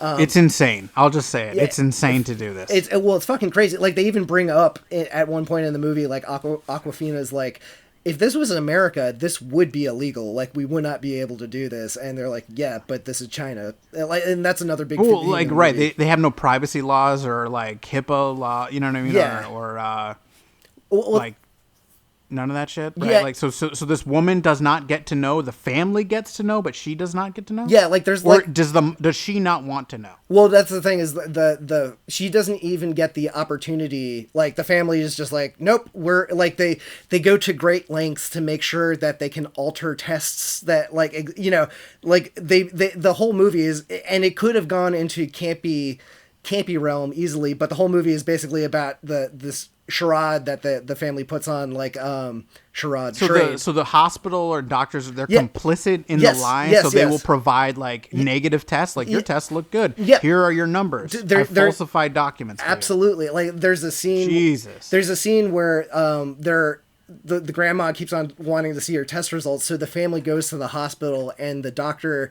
speaks English. So Aquafina will speak to her in English, like, hey, she's dying. Is this fucked up? Can we tell her? And the doctor will be like, no. This is a thing that we do in China. And the grandma will think that Aquafina and the doctor are flirting together because she can't speak English. So there's a lot of scenes like that where people are speaking English and the grandma doesn't know what's going on. And now, if this is a tradition in China, would not the grandmother become wise to this scheme? Well, that comes up later, and I don't want to go too into it because part of it is just discovering, like because this seems basically the equivalent of like when what's his name is in Saving Private Ryan, and he's blown to shit. Oh yeah, it's like, tell me it's okay, it's fine, it's fine. You're doing great, buddy. Yeah. You're gonna be okay. Yeah. Hang in there, buddy. I mean, it's basically that's what the equivalent is, right? Yeah, and then she actually believes it. Yeah, I mean, well, don't tell me, but like that's what seems insane. As a premise, center of the movie, and it's not really a big spoiler, but basically the most of the movie revolves around, as an excuse for the family to get together and say farewell to the grandma to one last time. They basically, Aquafina's cousin, they stage a fake marriage between Aquafina's cousin and this chick that he's only known like a month, and the chick is Japanese, so she doesn't know what's going on the whole time. So, but she thinks she's getting married. She's in on what's going on, but she can't understand the conversations anyone is having around her. And it's funny because they're just like a side element in the movie, but that could totally be its own movie in and of itself. But totally. Yeah, there's just so many really good little moments, and it's really hard to describe. It's kind of like you just have to watch it. And I think the other thing that got me too is dipping back into my personal life. But my aunt just passed away like a few weeks ago, and I had a weirdly similar experience to this. Like, granted, it's like the Italian version instead of the Chinese version, and it wasn't a funeral, but there's like elements of this that feel like a funeral, and there's scenes where people go to grave sites, and just like it's fascinating because it really delves into all these other little differences that you never know, as Westerners we never know.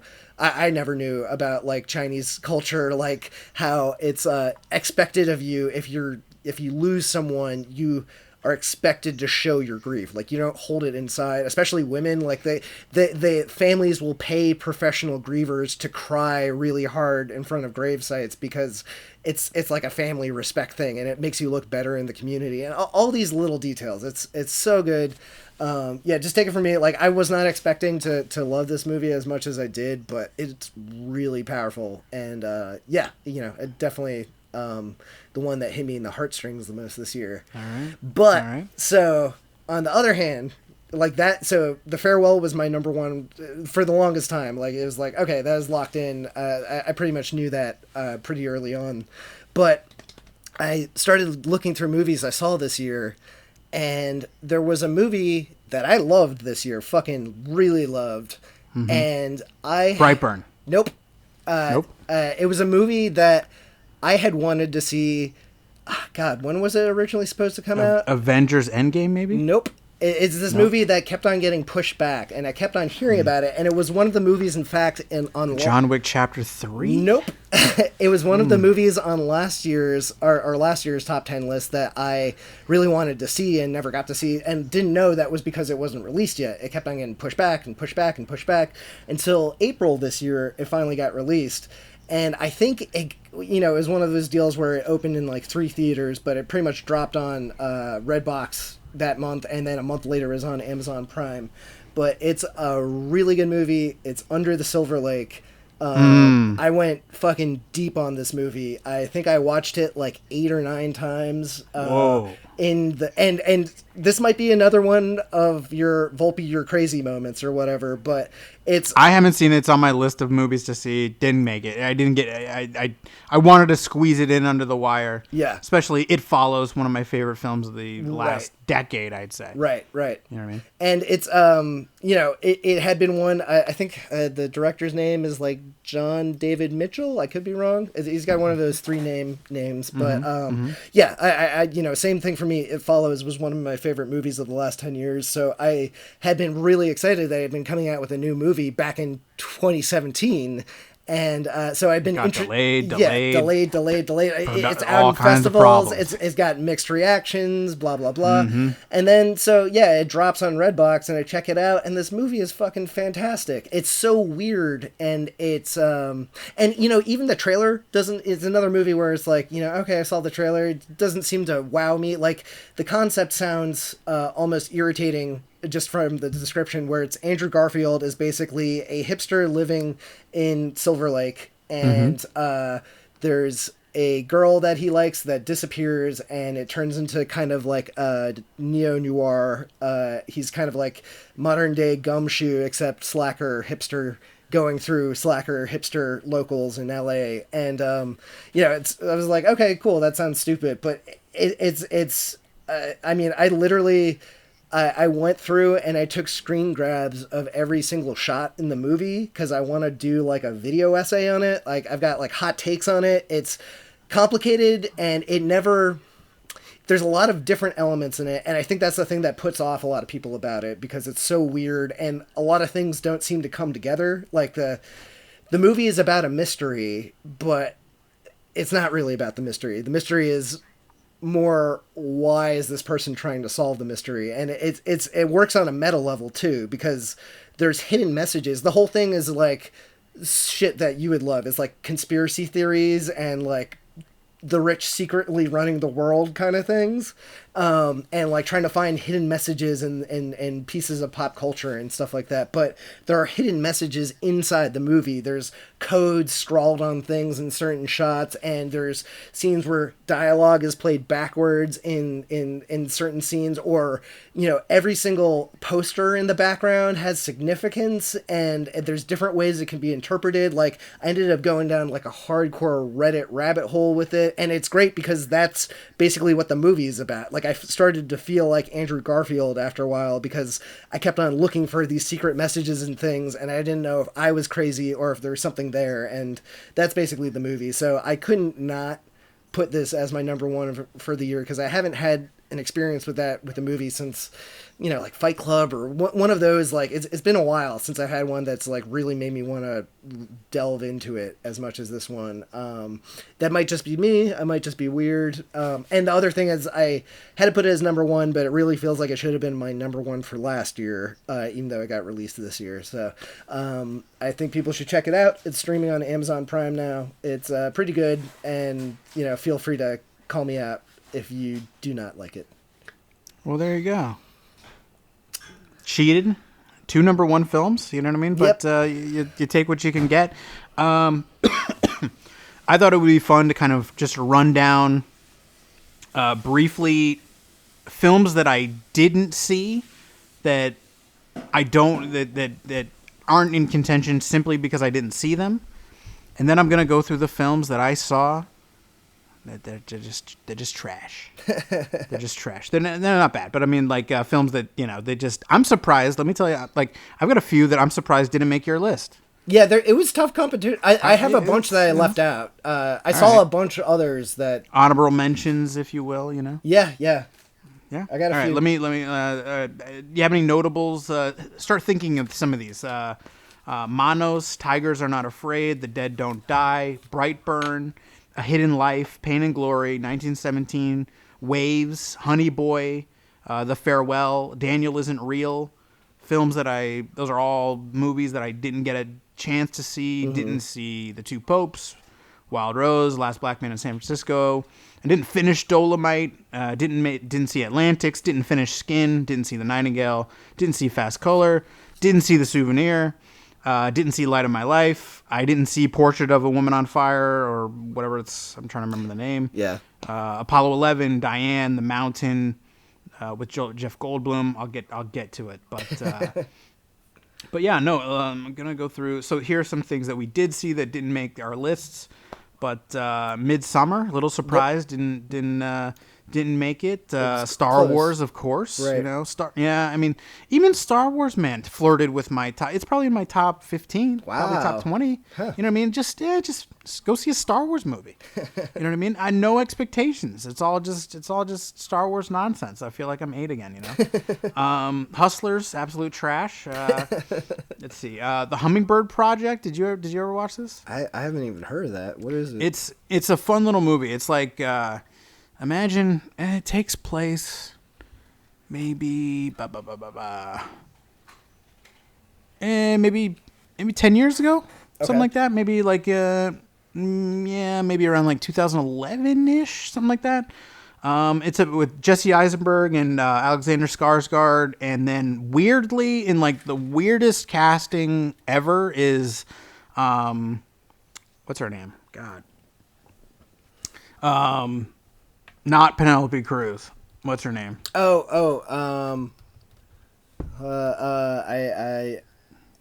chick from Dogma. What's her name? Yes, I'm trying to remember. Salma Hayek. Salma Hayek. Yeah. Okay, so Salma Hayek plays like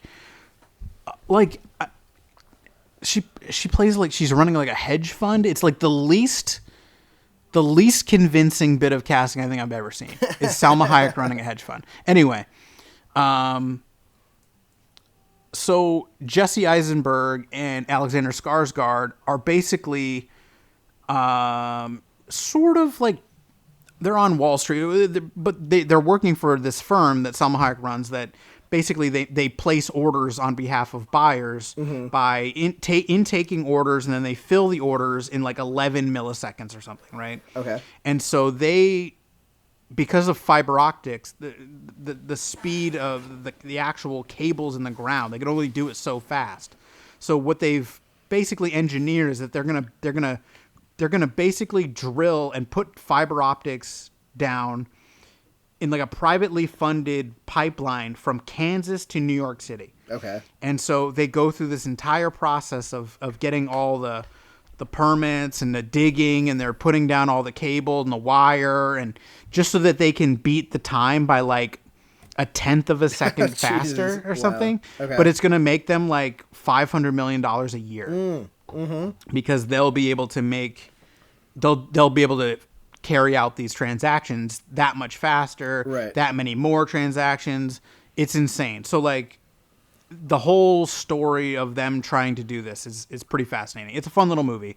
I don't know why it didn't get a ton of great reviews, but it's a weird, there's some scenes in it that are very funny, but Eisenberg is at his like most Zuckerberg-esque. I was gonna say. So like I can definitely understand people not loving that. Yeah. Let's see. Ready or Not, fun little movie. Oh yeah, I like that. Okay. Freaks. Did you see Freaks? Freaks. I don't think so. What was Freaks about? Freaks is I think Emil Hirsch plays this dad who is kind of like a crazy guy, and his daughter, he like keeps his daughter like locked in this house, and I don't want to say much because it'll spoil it, but like there's a weird reason she's basically kind of being hidden away. Oh, okay. And it leads to, it's like a very so like the little girl's mom is played by the kind of young executive girl from Silicon Valley. Oh, okay. And she was in the girl who was in Sex Drive. Oh yeah. You remember her? The so Amish she girl? kind of plays like no, not the Amish girl. She's the girl that she's like their friend. Yeah. It's like along for the ride or whatever. So they, and then man, I'm trying to remember the man's name, but there's an older gentleman in it that is interesting. He's like kind of a key role in it, but it's a fun little movie, a kind of interesting, weird movie. Check it out if you can. Joker, I don't know. Did you see it? Yeah. I think somebody did a review on that. Didn't sniff my list, but yeah. Anyway, moving on. I'm sure there's Joker reviews out there. High Flying Bird on Netflix, kind of a fun movie, kind of talking about a look at the NBA. I'm sure you'd be a huge fan. I heard it popping up on all our lists, but yeah, I already did my one sports movie this year. Yeah, well there you go, and it was already basketball too. So. Dr. Sleep. Dr. Sleep was... We talked about it. Decent, you know what I mean? It happened in 2019. Ad Astra. Ad Astra was okay. I watched that. Okay. That was another contender. Just, didn't make the top 10 for me. Didn't make it. It Chapter 2, kind of a meh. Yeah, it was you know what I mean? okay. Good Boys. I didn't see it. It's okay. It's people are like amazed by it, but it's super bad. 10 years younger, 10 years too late. That trailer never made me laugh once, and people laughing at it confused me. If your sense of humor is above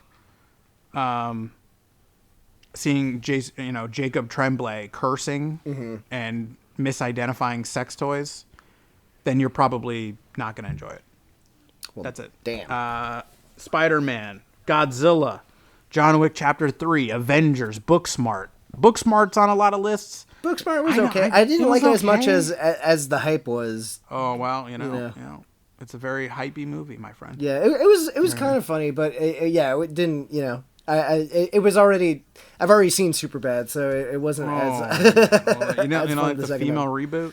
I liked that element of it, and I thought the cast was great, and there are some funny parts to it. Also, when I was watching it, with a group of people, and like people were talking over it, so I might need to give it another shot with my full attention. Climax, your boy Gaspar Noé. Climax, I liked. I still think it's like not as good as his other work. It was also, it did a really good job. I kind of wished when I. It's based on a true story or no? I think it's based on an urban legend. I feel like everyone's heard stories like that where everyone gets dosed with acid and then goes insane and kills each other.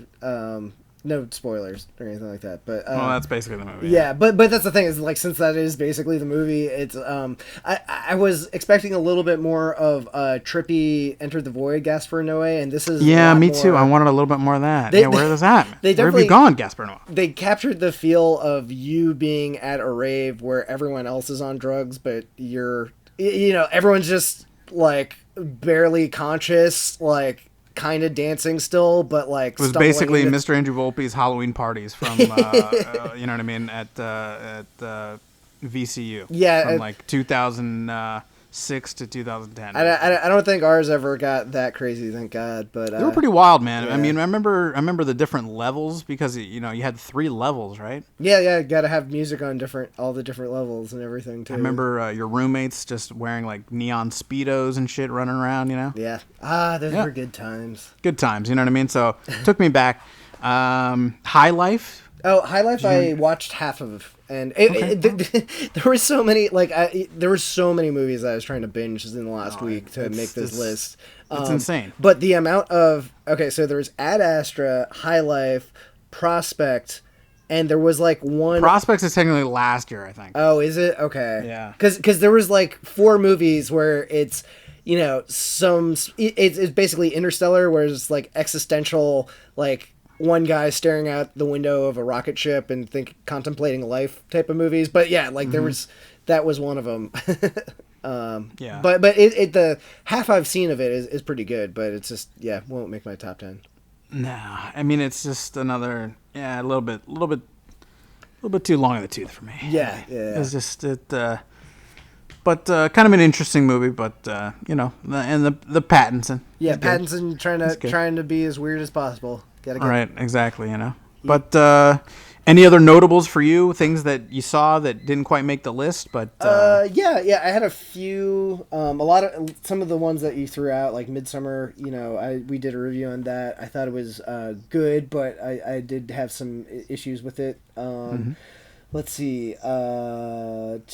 There's this Japanese movie that I heard shouted out on Red Letter Media, so I checked it out, called One Cut of the Dead. That's actually not too bad. It's on Shudder. It's basically like for the most part a one-take movie about making a one-take shitty horror movie, and then it gets very meta and weird, and it's weirdly charming and heartwarming and kind of like a love letter to cinema. So I really like that a lot this year. I don't think it got a lot of traction aside from that, but it's worth checking out if you have Shudder. What's the movie?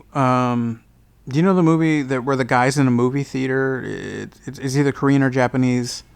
Oh, is that Long Day's Journey into Night? Or yes. I wanted to see that because I heard, but that's another one. That's a 3-hour movie with an hour one take scene that's all in 3D. So I've been hearing a lot about it. I heard it's insane. I really wanted to see it in theaters, but yeah, I just ended up not having time for it. But I will be checking that out at some point when I have the opportunity. Also, like hands up for for Asian cinema this year, because they're killing it, man.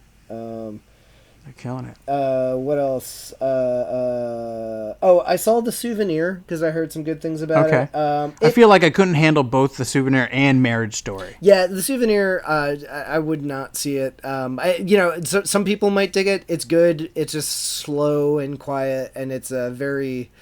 If you thought. It makes Marriage Story look like a Michael Bay movie, kind of.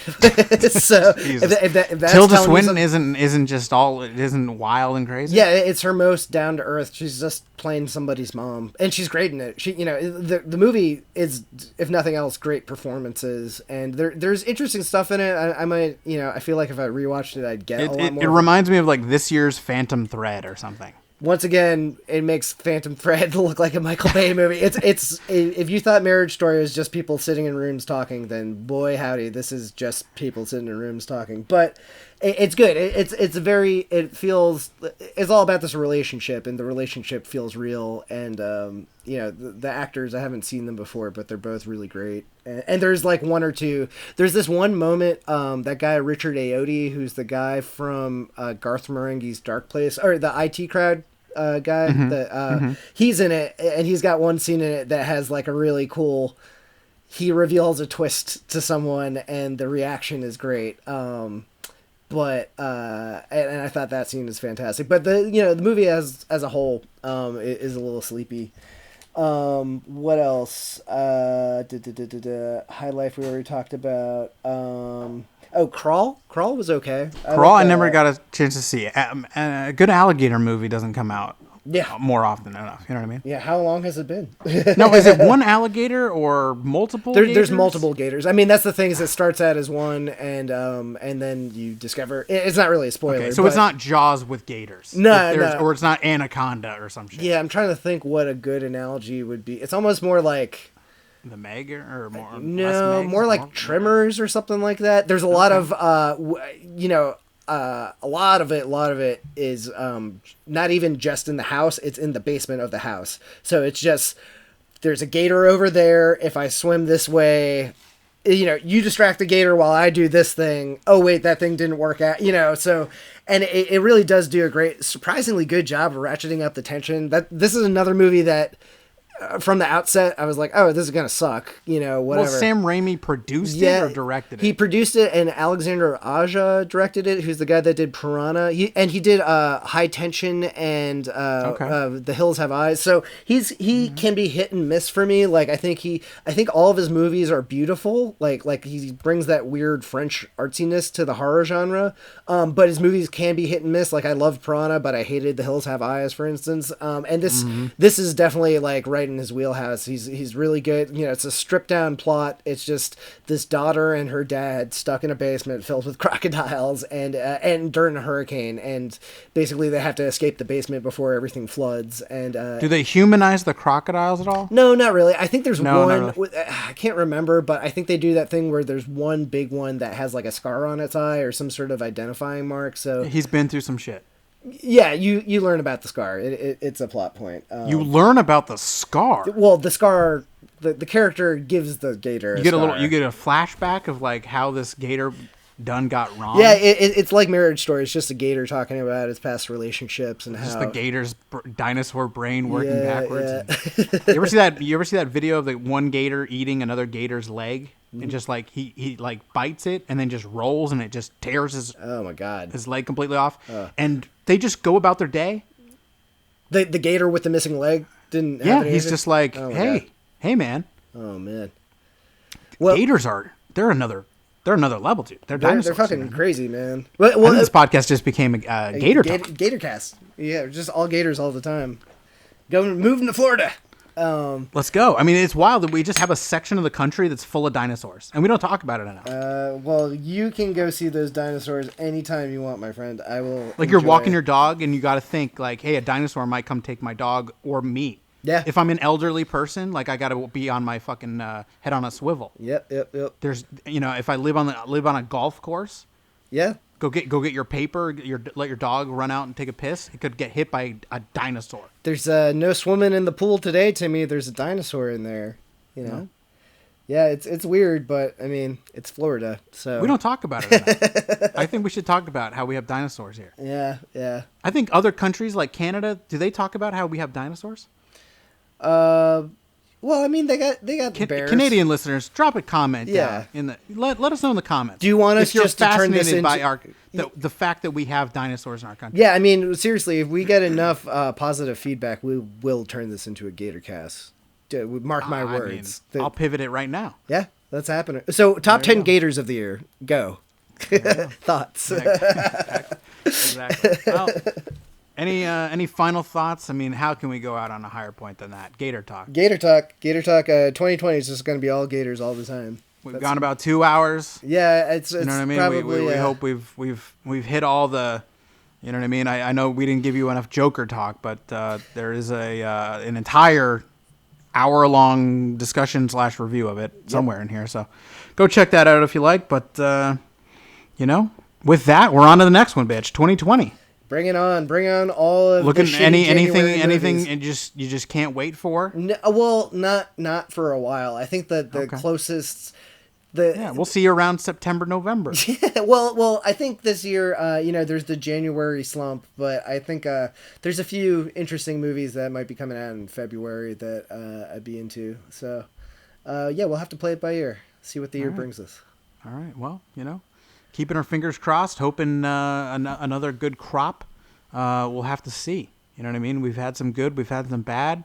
I'm sure we'll do a whole nother episode of what a bunch of old rich white people think will win awards later. You know what I mean? In a few months. Come on, Green Book. Just nominate Green Book and give it a Green Book again. You know just what I mean? every So year. We'll get that. We'll get that episode if we care to do it. I mean, it's like it's here's what we liked, and then here's what we think other old people will vote for. The you know what I mean? Oscars Oscar pool is not what the best movie is. Yeah, you want my Oscar picks? Yeah. Like, you know what I mean? It's like, who do I think is going to win the Super Bowl? Two teams I hate. Right. You know what I mean? So I guess we'll give you that if you want it. You know what I mean? Drop us a comment. Let us know. I'll give you betting odds, I guess. You know what I mean? Or what I think other people will like. I don't know. Yeah. Yeah. All right. Well, there we go. Yep. Well, thank you guys so much. It's been another great year. We've got a couple top 10s out. I think Nick put out his top 10 albums of the year. He put his top 10 TV shows of the year.